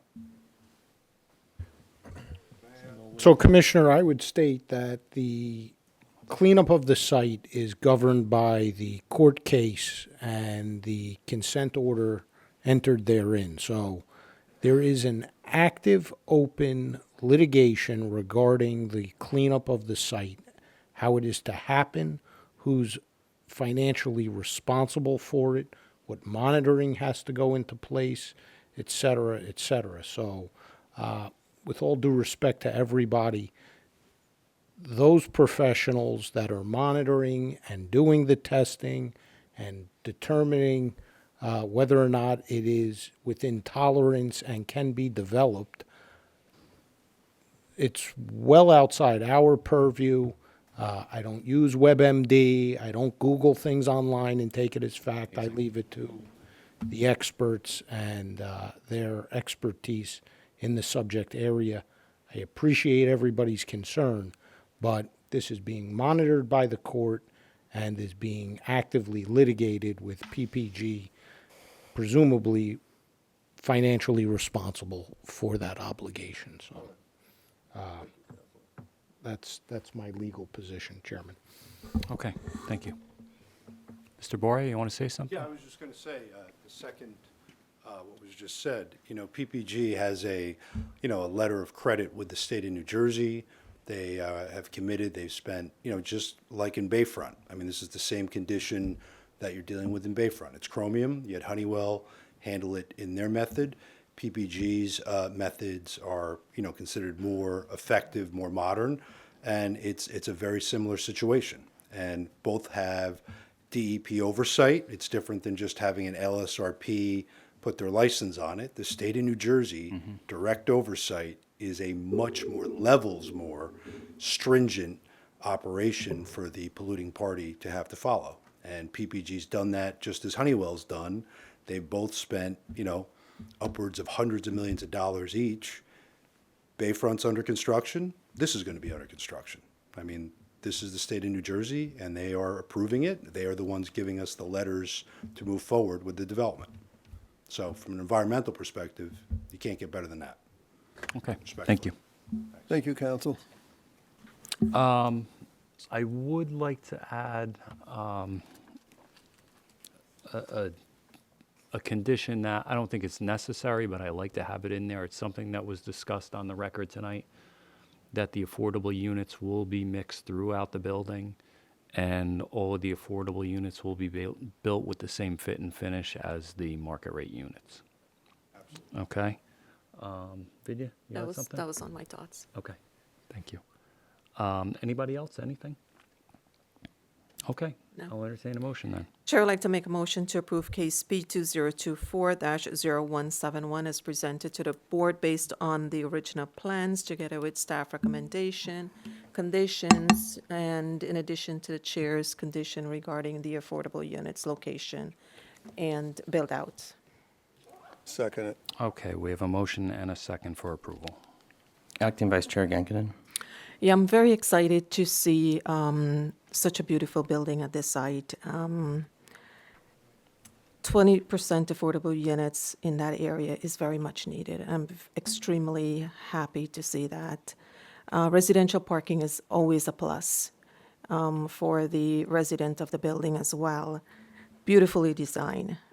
My vote is aye. Commissioner Wick. Aye. Commissioner Stamato. Aye. Commissioner Patel. Chairman Langston. Yeah, so it's a great project. As far as the affordable units, just the entire build out of the area. As far as the cleanup goes, obviously the board is not, we're not chemical engineers. We don't know the first thing about cleanup.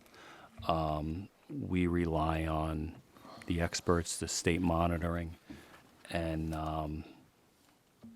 to be honest, the neighborhood. I think I learned a lot more about chromium cleanup tonight than I've ever learned on this board while I was here, so I appreciate it. With that, my vote is aye. Good luck.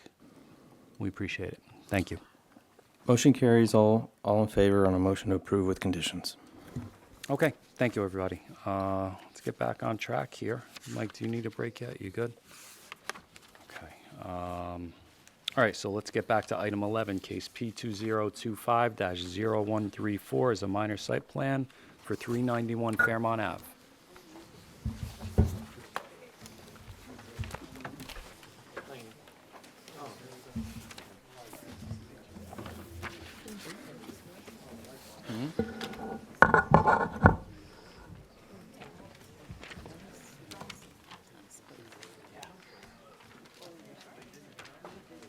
Good evening, Council. Yeah, good evening, Chairman. Gene Collin representing the applicant. This is a minor site plan at 391 Fairmount Avenue. It's a property on the east side of West Side and the south side of Fairmount. It is a notice case, and I have the notices and publication. Great, thank you. If we could, everybody, we're still in an open meeting. If we can take conversations out into the hallway, we'd appreciate it. You're welcome to stay all night. We will. We'll be here. Chairman, received the affidavit of publication proof of mailing with respect to the application. It does appear to be in order. We're going to mark it as A1 for purposes of the record. Okay, thank you, Council. Okay, we worked closely with Cameron Black on this project. The interesting thing about it is that all the units are 3 bedrooms, and I'll have our architect, Jeffrey Lewis, take you through the project. Thank you. Swear any testimony you give tonight is going to be the truth, the whole truth, and nothing but the truth? Yes, I do. State and spell your name. Jeffrey Lewis, Jeffrey You're welcome. It is still active, yes. Okay, thank you. Thank you. Okay, so 391 Fairmont. This is an oversized lot located in the R1. It's 25 feet wide, but it's a very deep lot. It's 167.5 feet deep. There's an existing 3-story, 1-family building on the site. We're keeping that building. We're not demolishing it. However, we are renovating it as well as adding both to the front and to the rear of the building to create a new 4-unit building. As Jean mentioned, these are 4 very large units. They're all 3-bedroom units. The smallest is 1,432 square feet, and the largest is 1,803 square feet. And we're not asking for any variances here tonight. So I do want to start on the right side here. We have our proposed site plan. We are proposing 1 new street tree, new concrete curbs, new concrete sidewalks. We have a 4.5-foot front yard setback. That's to match our neighbor at 393 Fairmont Avenue. And we're using that front yard area to provide some landscape area for the streetscape. On the side, we are built on one side property line. On the other side, we'll have a 3-foot setback where we're going to have a concrete walkway, which leads us to the rear. Along the way, we provide access to our gas and electric meters, which are in a little built-in alcove, as well as our trash and recycling area, which will be in their own room off of the side yard. The rear yard, we're actually splitting in half and dedicating half of that space to unit number 1 and half of that space to unit number 2. One of the goals here was to give each of the 4 apartments their own private outdoor space, so that's how we're accomplishing that for the 2 lower units. There's a total down here of 568 square feet of lawn and landscape area, and then each of those 2 tenants will have 161 square feet of patio, and then we have a 6-foot wood fence enclosing it all. Here we're looking at the first floor plan with Fairmont Avenue on the right side. The main entrance leads to a fairly large lobby where we have our stair up, our sprinkler room, as it is a fully sprinklered building. And then I want to start with Unit 2, actually, which is the back half of the ground floor. This is our ADA adaptable apartment. It's located entirely on the first floor. We have a hallway, and along that hallway we have 3 bedrooms, 2 bathrooms, as well as a laundry and utility closet. There is laundry in all of these units. And then at the back of the building, we have our open living, dining, kitchen area, which has doors opening out to the rear patio. The second, apartment number 1 is actually a duplex apartment between the 2nd floor and the 1st floor. Its entry is actually on the 2nd floor, so I want to start on the 2nd floor. It's the front half of the 2nd floor. So on this level, what we have is the living, dining, kitchen area in the front, and we actually set that back from the front of the building, and we have a covered terrace in the front facing the street. And that's a 116 square foot terrace. On this floor, we also have our utility closet, and then 1 bedroom, which is a master suite with its own bathroom, and then an additional half bath, as well as the stair, which goes down to the 1st floor. And so then going back to that 1st floor, this front section of the 1st floor is also a part of this apartment. And here we have 2 bedrooms, 1 bathroom, and the laundry area here. Going back to the 2nd floor, apartment number 3 is actually another duplex apartment. This is the back half of the 2nd floor, as well as the back half of the 3rd floor. So on this floor, what we have is open living, dining, kitchen area, laundry room, and 1 bedroom and 1 bathroom. And then, of course, that staircase going up. And then we go to the 3rd floor, and we're using this back section here, where we're going to have 2 bedrooms, 2 bathrooms, and then again, the staircase is going up to what will be a private roof deck for apartment number 3. The rest of the 3rd floor, the entire thing from here to the front of the building, is dedicated to apartment number 4. At the front of the building, we have the living, dining, kitchen area, and then we have 3 bedrooms, 2 bathrooms, laundry closet, and also another staircase internal to that unit going to this apartment's private roof deck. This is our roof plan. We are set back 10 feet from the front of the building, and we're using that area for green roof trays. Next, we have the roof deck for unit number 4, which is 912 square feet. We have a separation area where we have some equipment rooms, equipment area, where we have our condensers. And then we have unit number 3's roof deck, which is 821 square feet at the back of the building. Here we're looking at the front and rear elevation. Our main finish here is this red brick, which is kind of framed around both sides and the top of the building. It's protruded out about a foot from everything in the center, which is set back. And everything that's set back in the center of the building is finished with a dark gray fiber cement fiber cement siding. So we're showing that siding finish up here on the top right. The difference here, the balcony area, which is set back further than that, about 10 feet, we're finishing with this different finish, which is a natural wood finish, but the same material. And that's just to lighten that up a little bit, to provide a little more light in there. The balcony also has a glass railing at the front. We have all black frame windows and doors, as well as a modern black metal entry door with a transom above it. Looking at the rear elevation, it's a smooth stucco finish at the base and vinyl siding above, both the same Coventry gray color.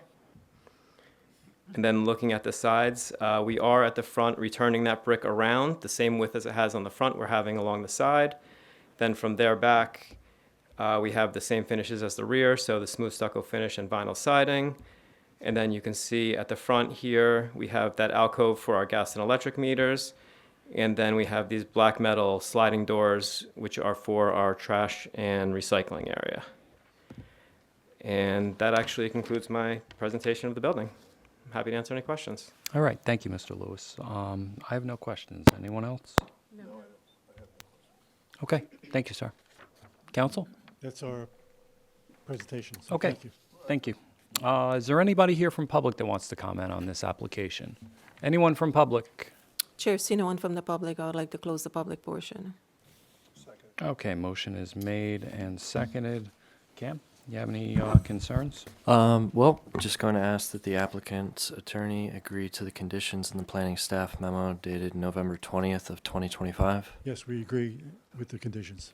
Okay. Planning staff recommends approval. The applicant was amenable to the changes we asked them to make throughout the review process, and it meets the objectives and goals of the R1 zone, and planning staff is happy to recommend approval. Okay, thank you, Cam.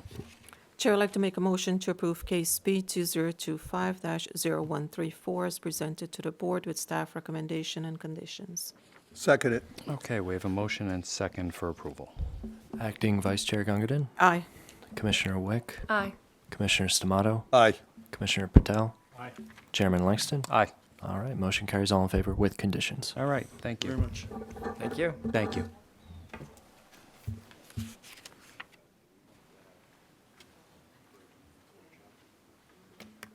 Okay, let's take 5. Everybody will be back in a couple minutes. One application and call item 13, case P2023-0100 is a preliminary and final major subdivision for 99 Arlington Avenue. Good evening, Council. Good evening, Stephen Joseph for the applicant. This is a notice application. I have the notice package here. We could enter this as A1, thank you.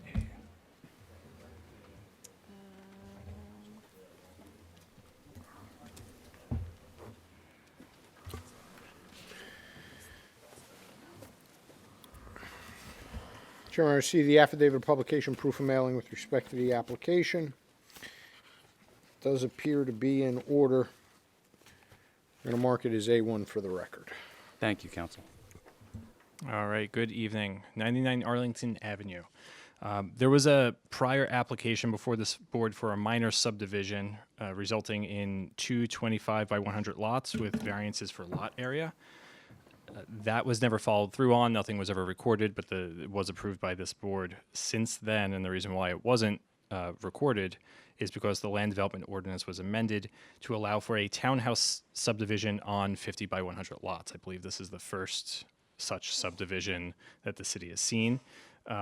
This application calls for the subdivision of the existing 50 by 100 lot into 5 new lots. All are conforming in lot width and lot depth. One lot is not conforming in lot area. The surveyor will explain the math on that.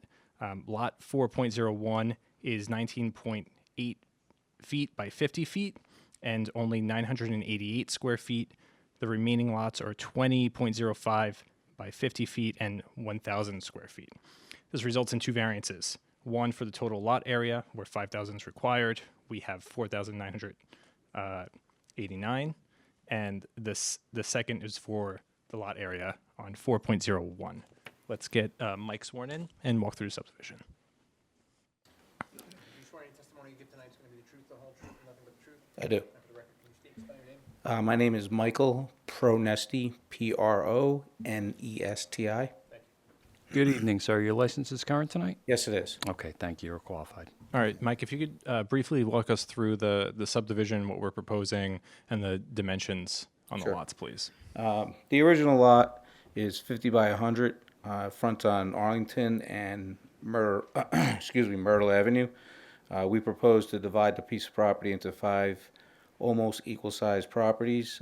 They would be 20. Oops.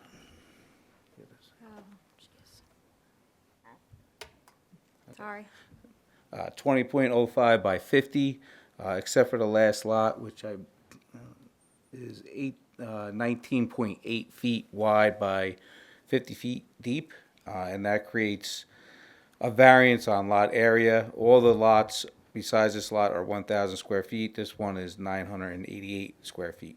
And Mike, if you just a couple words on why a 50 by 100 lot does not equal. It's not right angles, so the more it's out of 90, the lot area becomes smaller. So if it was right angles, it would be 5,000 square feet, but this is not. All right, and that is the subdivision. There's no construction proposed.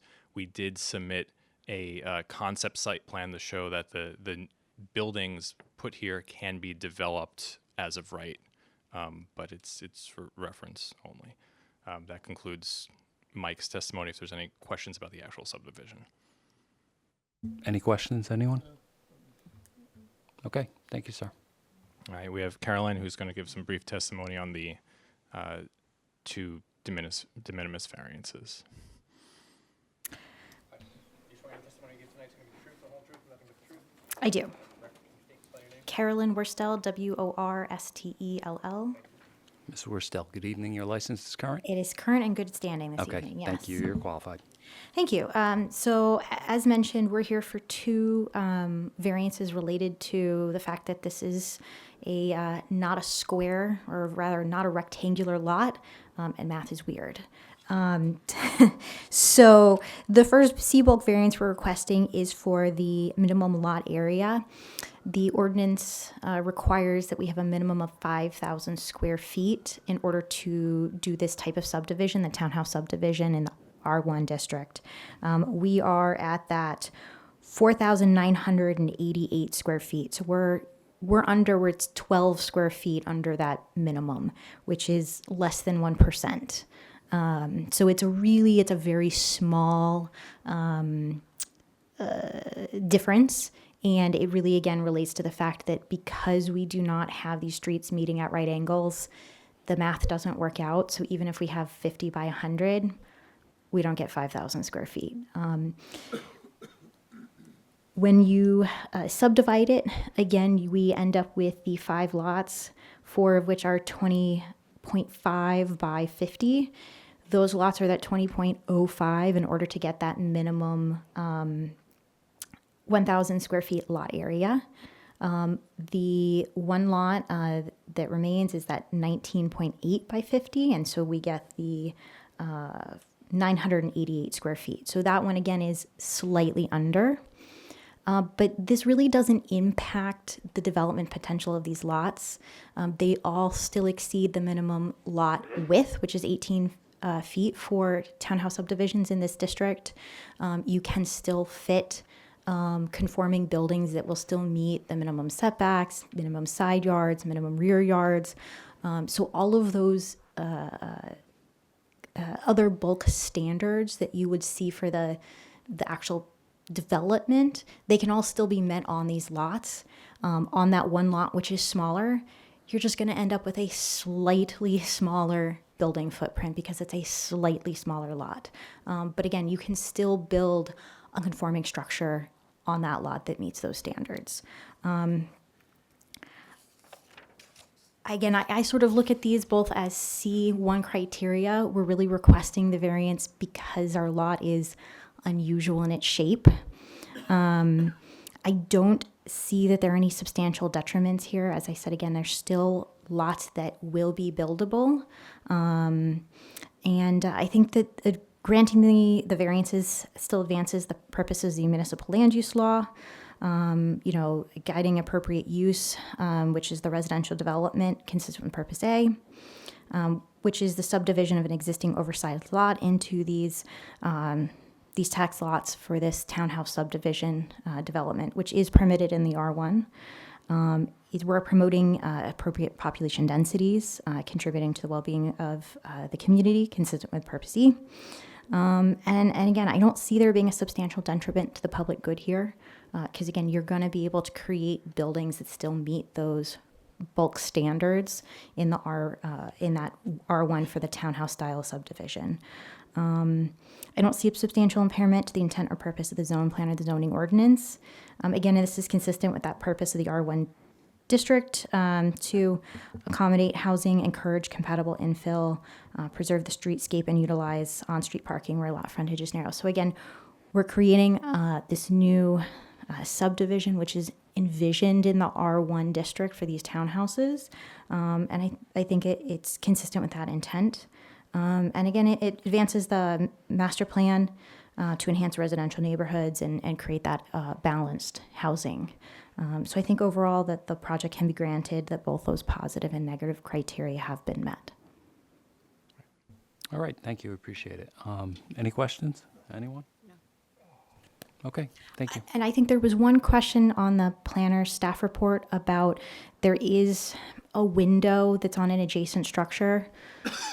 As with any other building in the R1 where you have a lot line window on an adjacent lot, the building would have to create either the window well or provide some sort of a setback there. And again, so for that particular lot, that building might be slightly smaller and would have to create that cutout. But again, that would have to happen at that individual design level for that property, but it still could easily be accommodated. I think that was the only question I saw in the staff report.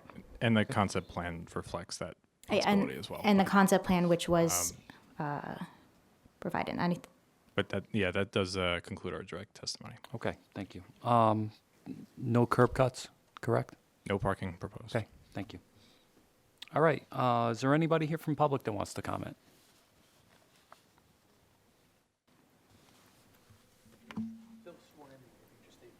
Yeah, I'm still me. Chris Perez, P-E-R-E-Z. I just had a couple of questions about this proposed subdivision. I believe in 2023, there was a lawsuit against Jersey City that the determination of significance process was invalid. And I wanted to know how that affects the demolition of 99 Arlington. Is it still allowed to be demolished? Because I do believe it's on the list of historic properties in the revised Historic Preservation Master Plan. So I have a concern about that. When this board approved the subdivision into 2 lots a number of years ago, I don't know if you recall, Mr. Langston, but I had talked about the historic Palisade rock wall. So I'd like to know, will that be preserved? Because it should be. That Palisade rock wall was the dividing line between the Greenville Township and the city of Jersey City. So it's a historic element that you'll see throughout Jersey City, and we have several in the community. And then my last question would be if this is approved, the final townhouse lot at the very corner of Arlington and Myrtle, is there any provision that would require that both facades be cladded as a primary facade so we don't end up as a building with vinyl on one side and brick on that? It would look kind of ugly. Those are my questions. Thank you. All right, thank you. Council, can you address any of those? Are we closing out public so I could address everything at once? Sure, we could if do there's that. anything else. Is there anybody else here from public? Chair, see no one from public. I would like to close the public portion. Okay, motion is made and seconded. Public is closed. All right. Counsel? So I'm not aware that the property is on the historic register. We did obtain a demo determination from the historic officer. I did speak with Chris briefly right before this application. He had mentioned the wall in the front, not the other items, but the wall. And we're happy to email the historic preservation officer tomorrow. And if it's a historic resource that needs to be preserved, we're happy to preserve it as part of the application. If it's not, then we don't want to preserve it, but we'll leave that in the hands of the historic preservation officer. As far as the construction, there's no construction proposed at this time. It's not part of this application. Can you leave that in the back of your mind for site plan? Yeah, absolutely. Okay. Just in terms of that one corner, like, it's two front primary facades because it is at a corner. So I think that city planning would, I'm sure, be looking to treat them both as front. Sure. So I do believe that would have to be part of the design. Okay, thank you. Mr. Joseph, can you copy me on that email tomorrow? I'll give you my Absolutely. I'll give you my card before I leave. Mm-hmm. Okay. Yeah, thank I'll you. copy you and I'll copy Matt, and I'll email Maggie first thing in the morning. Okay, excellent. Thank you. Okay, Matt, do you have anything you want to add? No, I appreciate the questions from the public and the response from council. This project is going to be, I believe, the first townhouse lot subdivision undertaken in the city. We hope that it creates new housing types in Jersey City, smaller housing types, potentially home ownership if the owner so chooses, or rental. Either way, staff recommends approval. Okay, thanks, Matt. Chair would like to make a motion to approve case B 2023-0100 as presented to the board with staff recommendation and conditions. Okay, motion is made and seconded. Acting Vice Chair Ganganon, Aye. Commissioner Wick, Aye. Commissioner Stamato, Aye. Commissioner Patel, and Chairman Langston. Aye. Motion carries all in favor. Okay, thank you. While I'm up here, if we could carry case number 17, 3 Orchard, that's P2024-0223. Sure. Cam? We can accommodate them at the February 24th meeting. All right. Thank you. Okay, thank you, Council. Have a good evening. Happy New Year.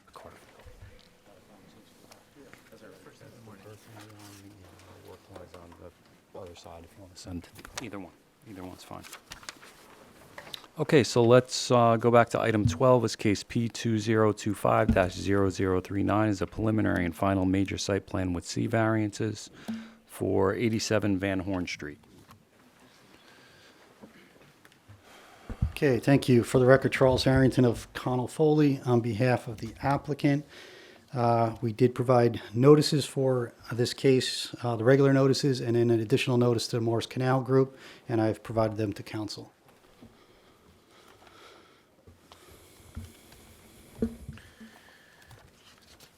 Thank you, Council Chairman. I'm going to receive the affidavit of publication, proof of mailing with respect to the statutorily required notice as well as the notice provision within the Morris Canal redevelopment plan. I've had the opportunity to review them. They do appear to be in order. We're going to mark both of them as A1 for purpose of the record.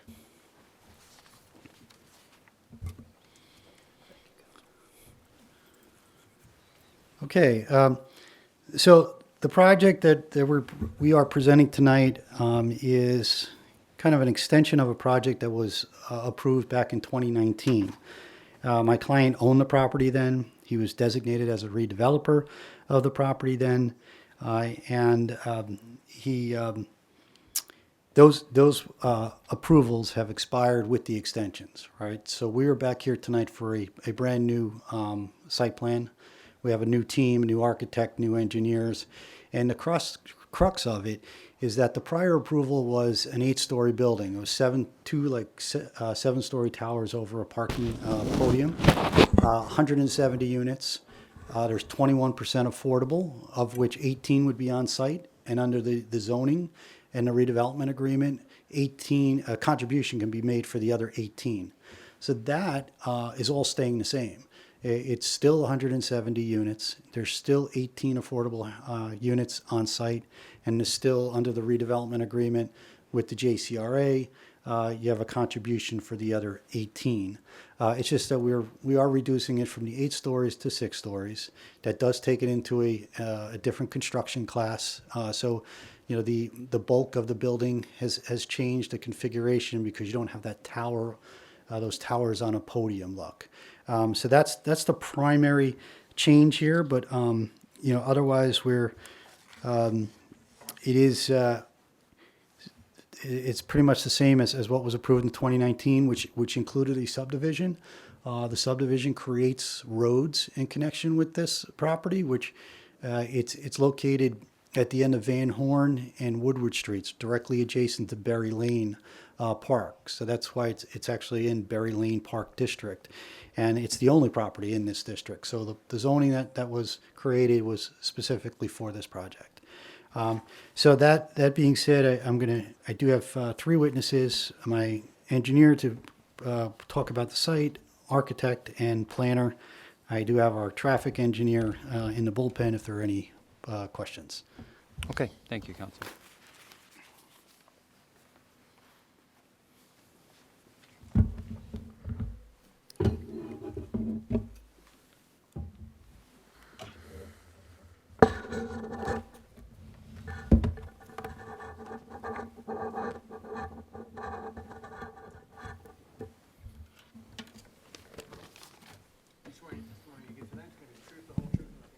I do.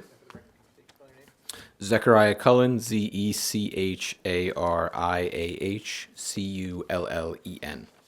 Mr. Cullen, good evening. Is your license current in New Jersey tonight? Yes, it is. Okay, thank you. You're qualified. Thank you. Mr. Cullen, before you start, are these slides that we need to mark as an exhibit? Yes, they are. This is one file with 4 slides. The first 3 have not been sent to the board previously, and the 4th slide is actually just a layout plan from the site plans that were submitted to the city. So we're going to mark them as A2 for purpose of the record, 4 slides. Looks like it's got a date of September 4th, 2025. That's correct. A2. Okay, Mr. Cullen, if you could take us through the site. Sure. So the as Mr. Harrington stated previously, the overall development was for 3 lots, which 2 of which, lot 2 and 3 on this aerial exhibit here, have since been dedicated to the city as public right-of-way since the site plan application. Well, just for they have not yet been dedicated. They have been subdivided out. Once they are improved, we will offer them for dedication to the city. Thank you. So for the purpose of kind of explaining where we're at, I'm going to talk about all 3 lots as we are proposing improvements on all 3. So the lot itself, where a majority of the development will be, or where the building will be, is lot 1, and this is block 19901.01.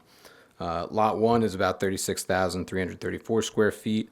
Lot 2 is the small lot in the top, which is about 1,500 square feet, and lot 3 is roughly 10,000 square feet. The surrounding area, property is surrounded by various uses, including residential, recreational, commercial, and transit. To the north, we have Berry Lane Park and some athletic fields and recreational equipment. To the east, we have some detached residential dwellings. To the south as well, some detached residential dwellings. And then to the west, we have the New Jersey Transit Hudson-Bergen light rail line and commercial uses beyond that. The site is currently vacant, an unimproved lot. And the ground consists of light vegetation throughout. There are existing public utilities that traverse the site, specifically Lot 1. They come from Woodward Street, cut pretty much through Lot 1 down to Van Horn Street, and those consist of water main, sanitary sewer main, and storm sewer main. And I'll get into kind of what's happening with those mains as I get into the utilities here.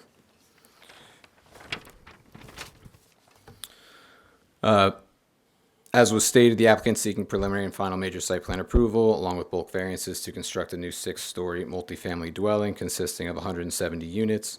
That would be 75 studio apartments, 35 one-bedroom, 55 two-bedroom, and 5 three-bedroom. Of those 170 units, 21% of them will be inclusionary units, or 36, 18 of which will be provided on site, and that will be for moderate income level, all of which will be for moderate income level. And that would be a mix of 10 studio, 2 one-bedroom, 5 two-bedroom, and 1 three-bedroom, the remaining of which will be provided in the form of a contribution to the Affordable Housing Trust Fund in the amount of $18,000 per unit. The site has been designed, let me go here to our proposed rendering. The site has been designed in accordance with the Morris Canal redevelopment plan with a few variances, bulk standard variances. As discussed, lots 2 and 3 have been subdivided out and will be dedicated to the city. Lot 2, being this corner up here, will be dedicated and will be used as public parking. And then lot 3 will be a new street, name to be determined. We'll refer to it as New Street for now.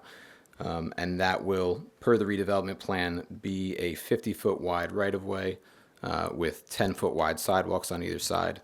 That's what we're showing here. I believe the Division of Transportation is actually asking for 12-foot wide sidewalks and a slightly narrower cartway width, which we're happy to provide.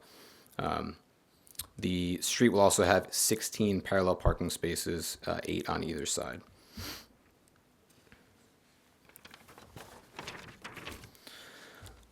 As far as the building itself will front on 3 streets, the existing Woodward and Van Horn streets, and of course New Street.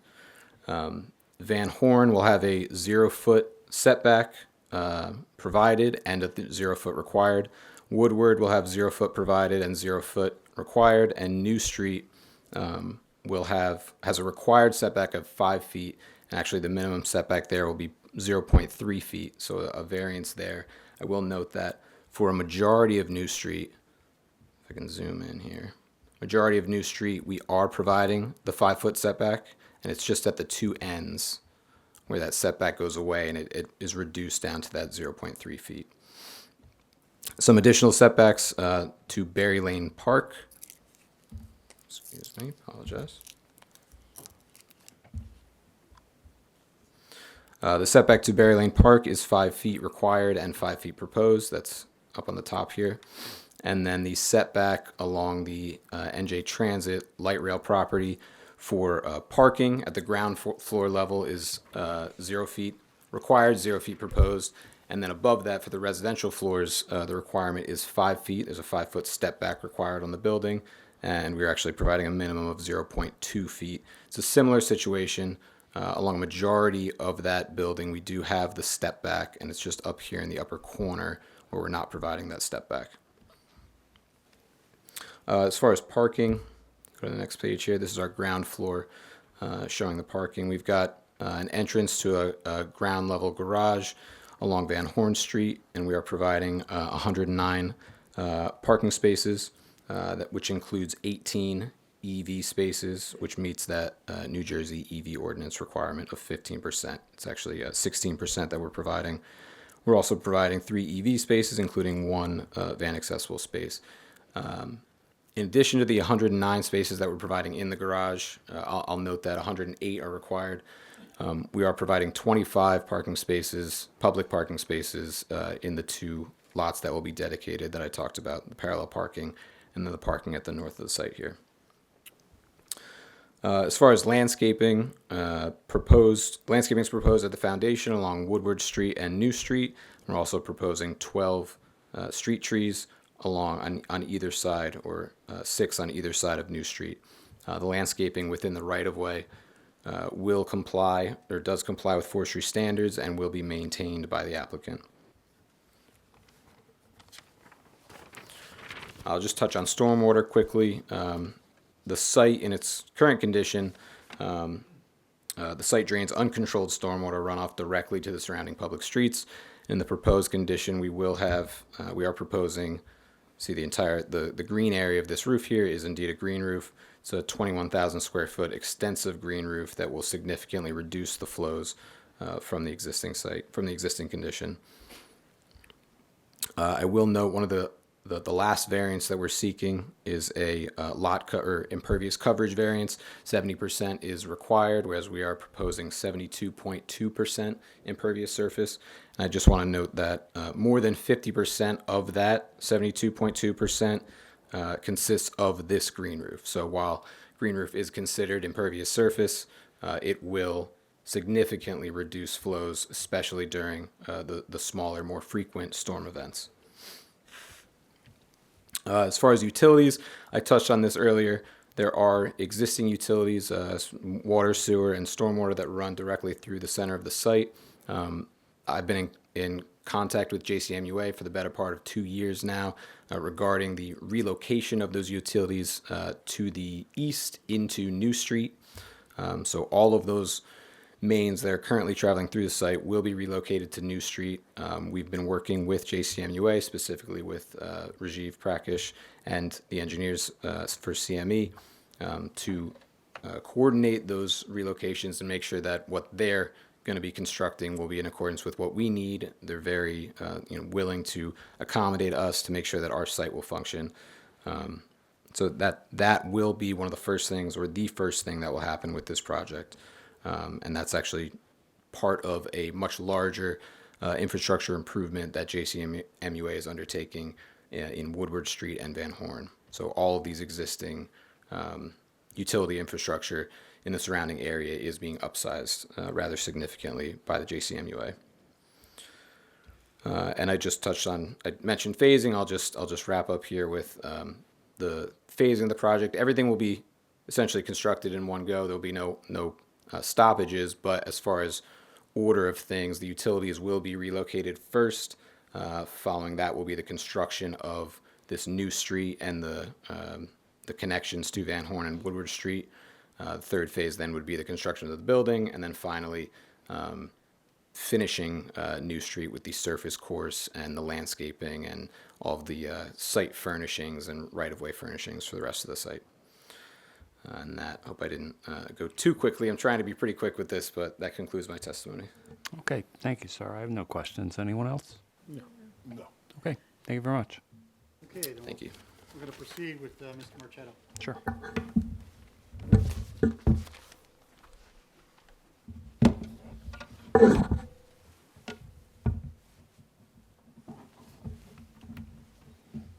All right. Swearing in testimony you give tonight is going to be the truth, the whole truth, and nothing but the truth? I do. For the record, can you state your name? Yes, my name is Vincent Marchetto, Vincent Marchetto. Mr. Marchetto, good evening. Your license is current? It is. Okay, thank you. You're qualified. Okay, Vincent, take us away. Do we have to mark it, council, or? Are these, is this a slide deck or is this the plan? These are the plans. No markup. Okay. All right. So right now we're looking at the cover sheet, cover C01. And on here you will see the site plan. The building is located at the end of Woodward Street and Van Horn Street. And as Zeke mentioned, we're going to create the new street. So this building will front on 3 sides. This new connectivity is going to add a lot of benefit to the neighborhood. Fire trucks, delivery trucks, moving trucks, all would have to U-turn down that one-way street of Woodward. So this new street will add a lot of connectivity and benefit to the neighborhood, besides the on-street parking. What you're looking at here at the lower left is a current site photograph. You see the site is vacant. It's just a grassy lot at the moment. And then you'll see the perspective view rendering of the building. What we're proposing here is a 6-story building. The zoning in this area allows for an 8-story building, and we've redesigned the building so it can be built in a type 5A stick construction. And that structure and height allows this building to actually get built. And that's why we've done that. And you'll see when the 3 variances that we have, 2 for the setbacks and 1 for coverage, are really related to what happens when you take a building with 170 units, 8 stories, and you push it down to a 6-story building, but still maintain the 170 units, and also maintains the same number of affordable housing that was required in this project, 21% and 18 on site. So you see here the building in the rendering. It's a 6-story building.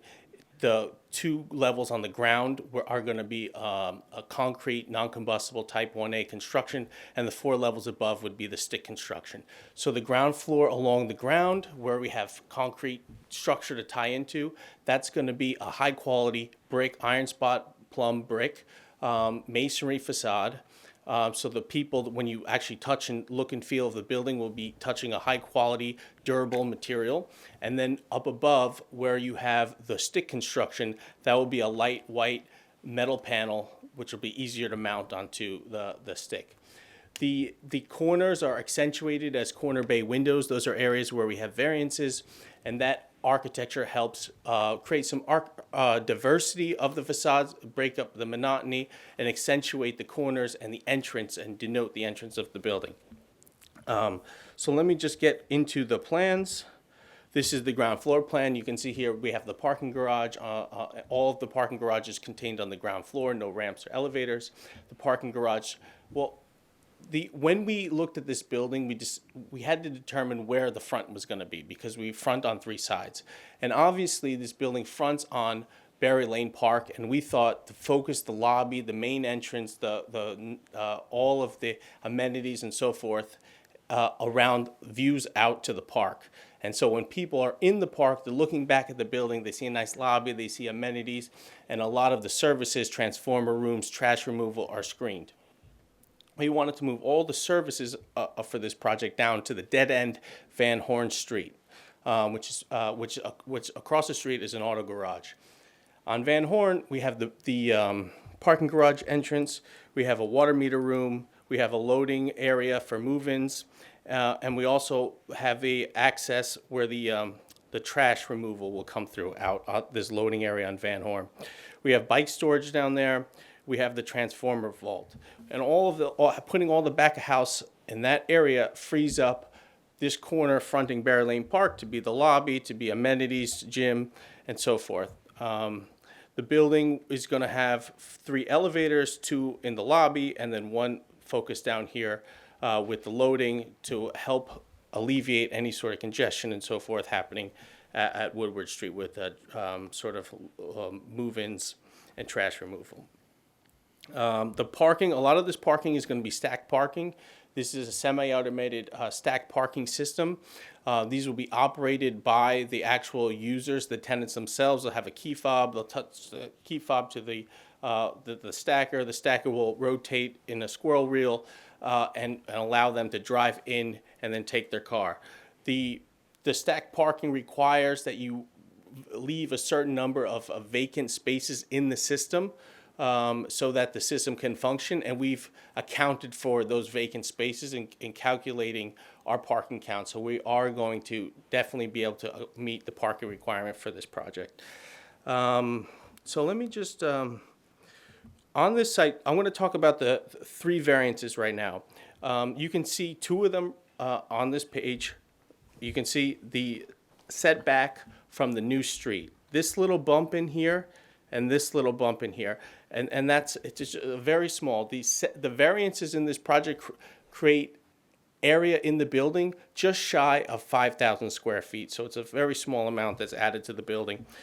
So these little bumps, and that allow us to accentuate the corners, create some architectural diversity, but also a little bit more square footage to hit the 170 units that are allowed in this zone. Also, those little bump outs, not only do they create the setback variance, but they create the building coverage variance. So I believe we're 70% required, and we have 72% of what's allowed. So it's a very small amount that we're above the building coverage requirement. And then moving up here to the second floor plan, you could see this is where the building becomes residential units. There's going to be a courtyard on this level, at private terraces, but this little area right here is a small bump out. We did along the right-of-way. It requires 5 feet. We've bumped out just in this area to allow these units to be properly sized units.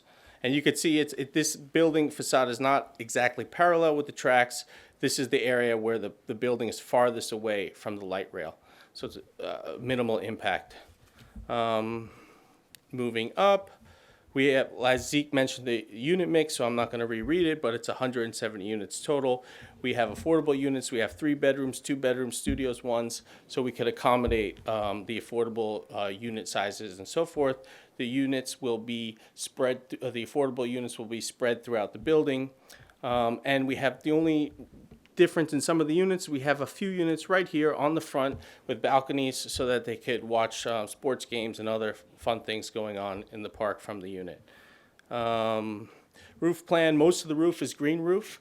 And then we have a small just roof deck area, no interior space except for a lobby on top of this building, just because it wouldn't meet the stick requirement of building code. Elevations I kind of covered when we looked at the materials, at the rendering.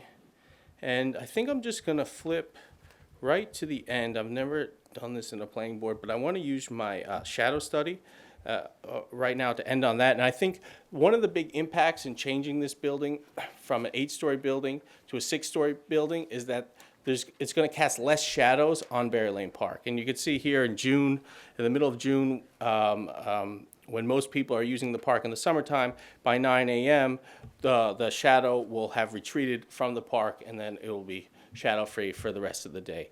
That concludes my testimony. All right, thank you, Mr. Morchado. I have no questions. Anybody else? All right, thank you. Okay, I'm just going to Counsel? bring up Mr. Flynn to touch upon the requested variance. Sure.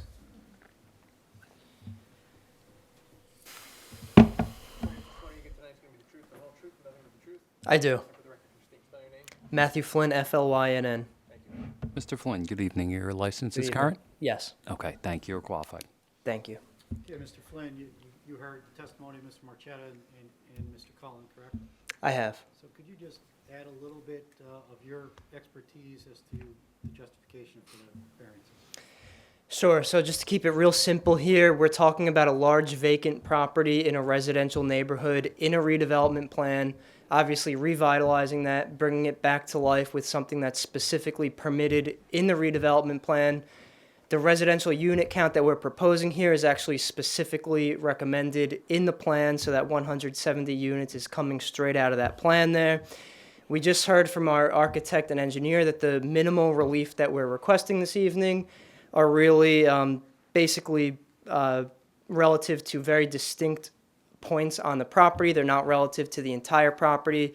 In the grand scheme of things, the development is not going to appear like anything that is not contemplated in the redevelopment plan. On the contrary, it is going to really look and feel like exactly what we're trying to achieve in that plan there.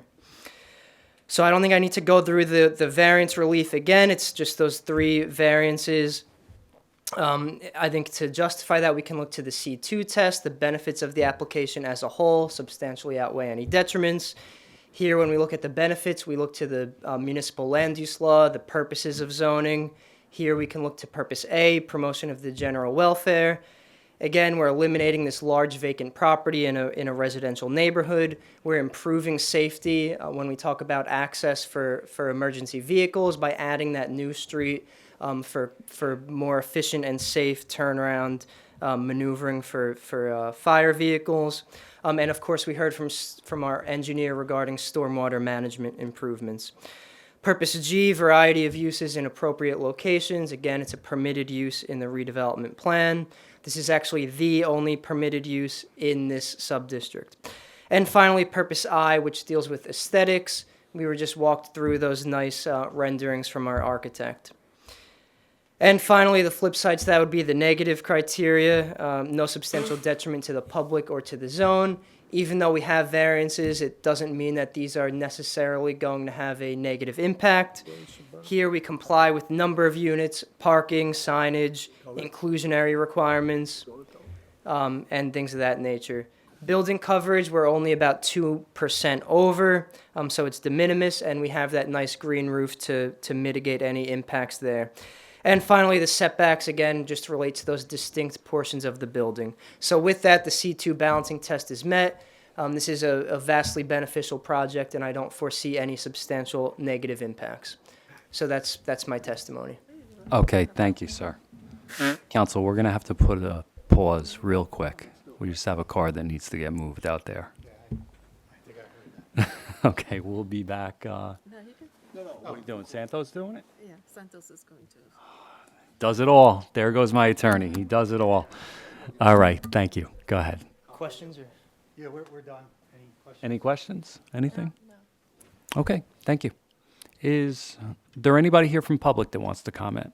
Anyone from public? Chair, see no one from public. I would like to close the public portion. Second. Okay, motion's made and seconded. Public is closed. Cam? anything? Planning staff would first ask that the applicant's attorney agree to the conditions stated in the planning staff memo dated September 29th of 2025. We do. Okay, planning staff is satisfied with the professional planner's testimony regarding the C variances. We agree it does not have any detriment to our master plan, the zone plan, or the public's general health, welfare, or well-being.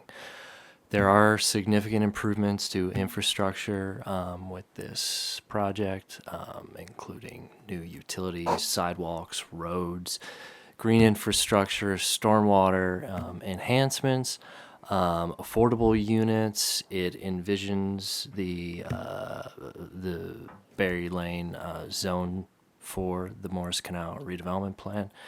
And it was approved in 2019. Planning staff recommends approval with conditions. Okay, thank you, Cam. Chair, I'd like to make a motion to approve case P 2025-0039 as presented to the board with staff recommendations and conditions. Second it. Okay, motion is made and seconded for approval. Acting Vice Chair Gongadin. Yeah, beautifully designed. I like that there is affordable units in this project and, of course, parking at the same time. My vote is aye. Commissioner Wick. Aye. Commissioner Stamato. Aye. Commissioner Patel. Aye. And Chairman Langston. I agree with Mr. Flynn's testimony. I think the benefits clearly outweigh any detriment. It's a good project. My vote is aye. Motion carries all in favor with conditions. Okay, Okay. thank you. Thank you. Chairman, you gotta take a break. Okay. We're going to take 2 minutes, everybody.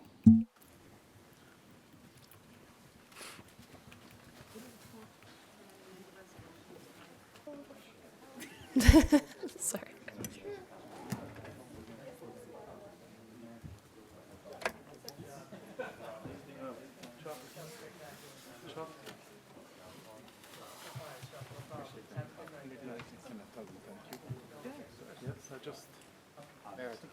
Did you drop this? Oh, yes.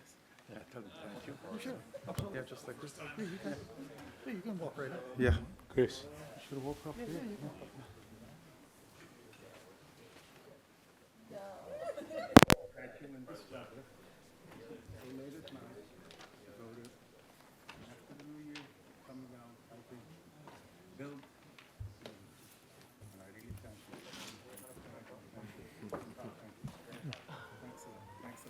Thanks. Thanks. God bless.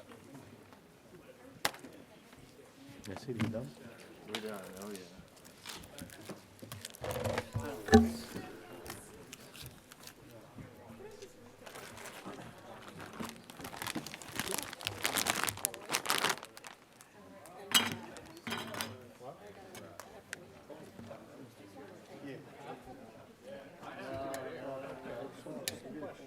She's asking if she can read them, and then we just vote. Yeah. No?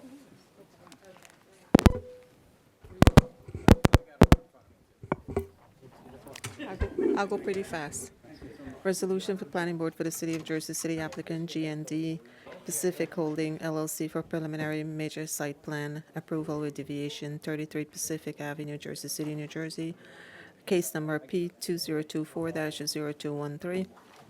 Resolution of Planning Board for the City of Jersey City, Mason Ambassadors LLC for minor site plan approval with C variation 230 First Street Block 11402, Lot 26, Jersey City, New Jersey, case B2024-0215, 2026 fiscal year Planning Board Agreement for Stenographic Services. Resolution for the Planning Board, case number P2023-0107. The applicant is Mecca Realty Properties. Address is 590 Grand Street, Jersey City, New Jersey.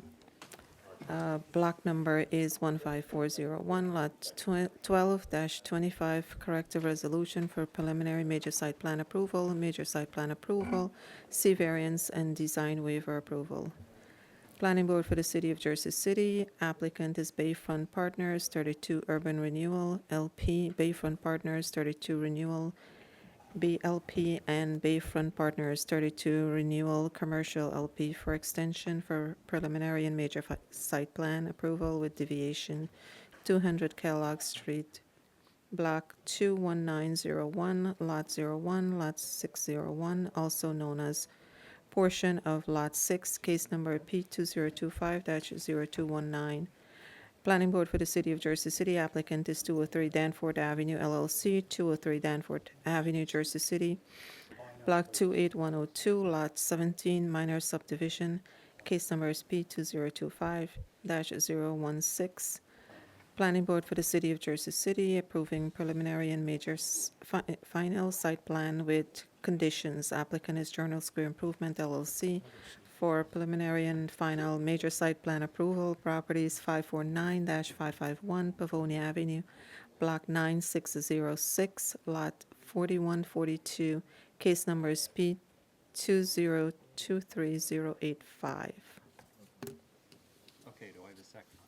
Do I have a second? Second. We have to wait for a roll call? For resolution?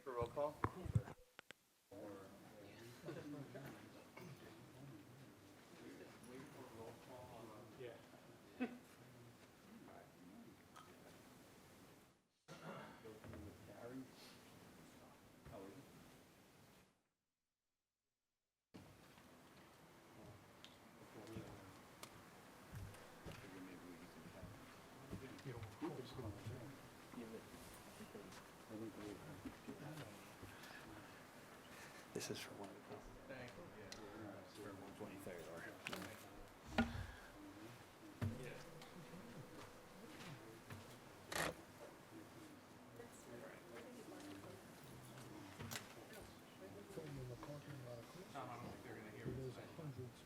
Oh, I know. I think I got that impression.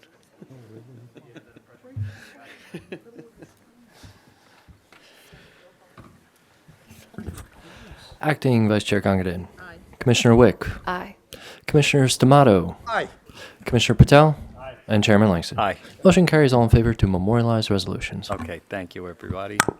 Council, do we want to carry Yeah, some just items for you? requesting some adjournments for the items that I have since I'm here. So case 14, which is P2025-0068, just request that it be carried to February 24th with preservation of notice. And item number 19, which is case P2024-0106, same thing, carried with preservation of notice to Okay. February 24th. All right, thank you, Council. Thank And you. Cam, we're good on the 24th, right? Yes. Okay. Have a good night, everyone. You too, thank you. And then, for the record, Charles Harrington. Two for you, Chuck. This is for number 15 and 16, 455 3rd Street. I don't know if it's been officially carried to March 10th. It with has the not. Preservation of notices. But yeah, we'll carry with preservation of notice for both applications. Okay, thank you. Okay, thank you. Good. Okay, executive session, anybody? No. All right. Can I get a motion to adjourn? And a second? Second. All right, thank you. We're adjourned, everybody.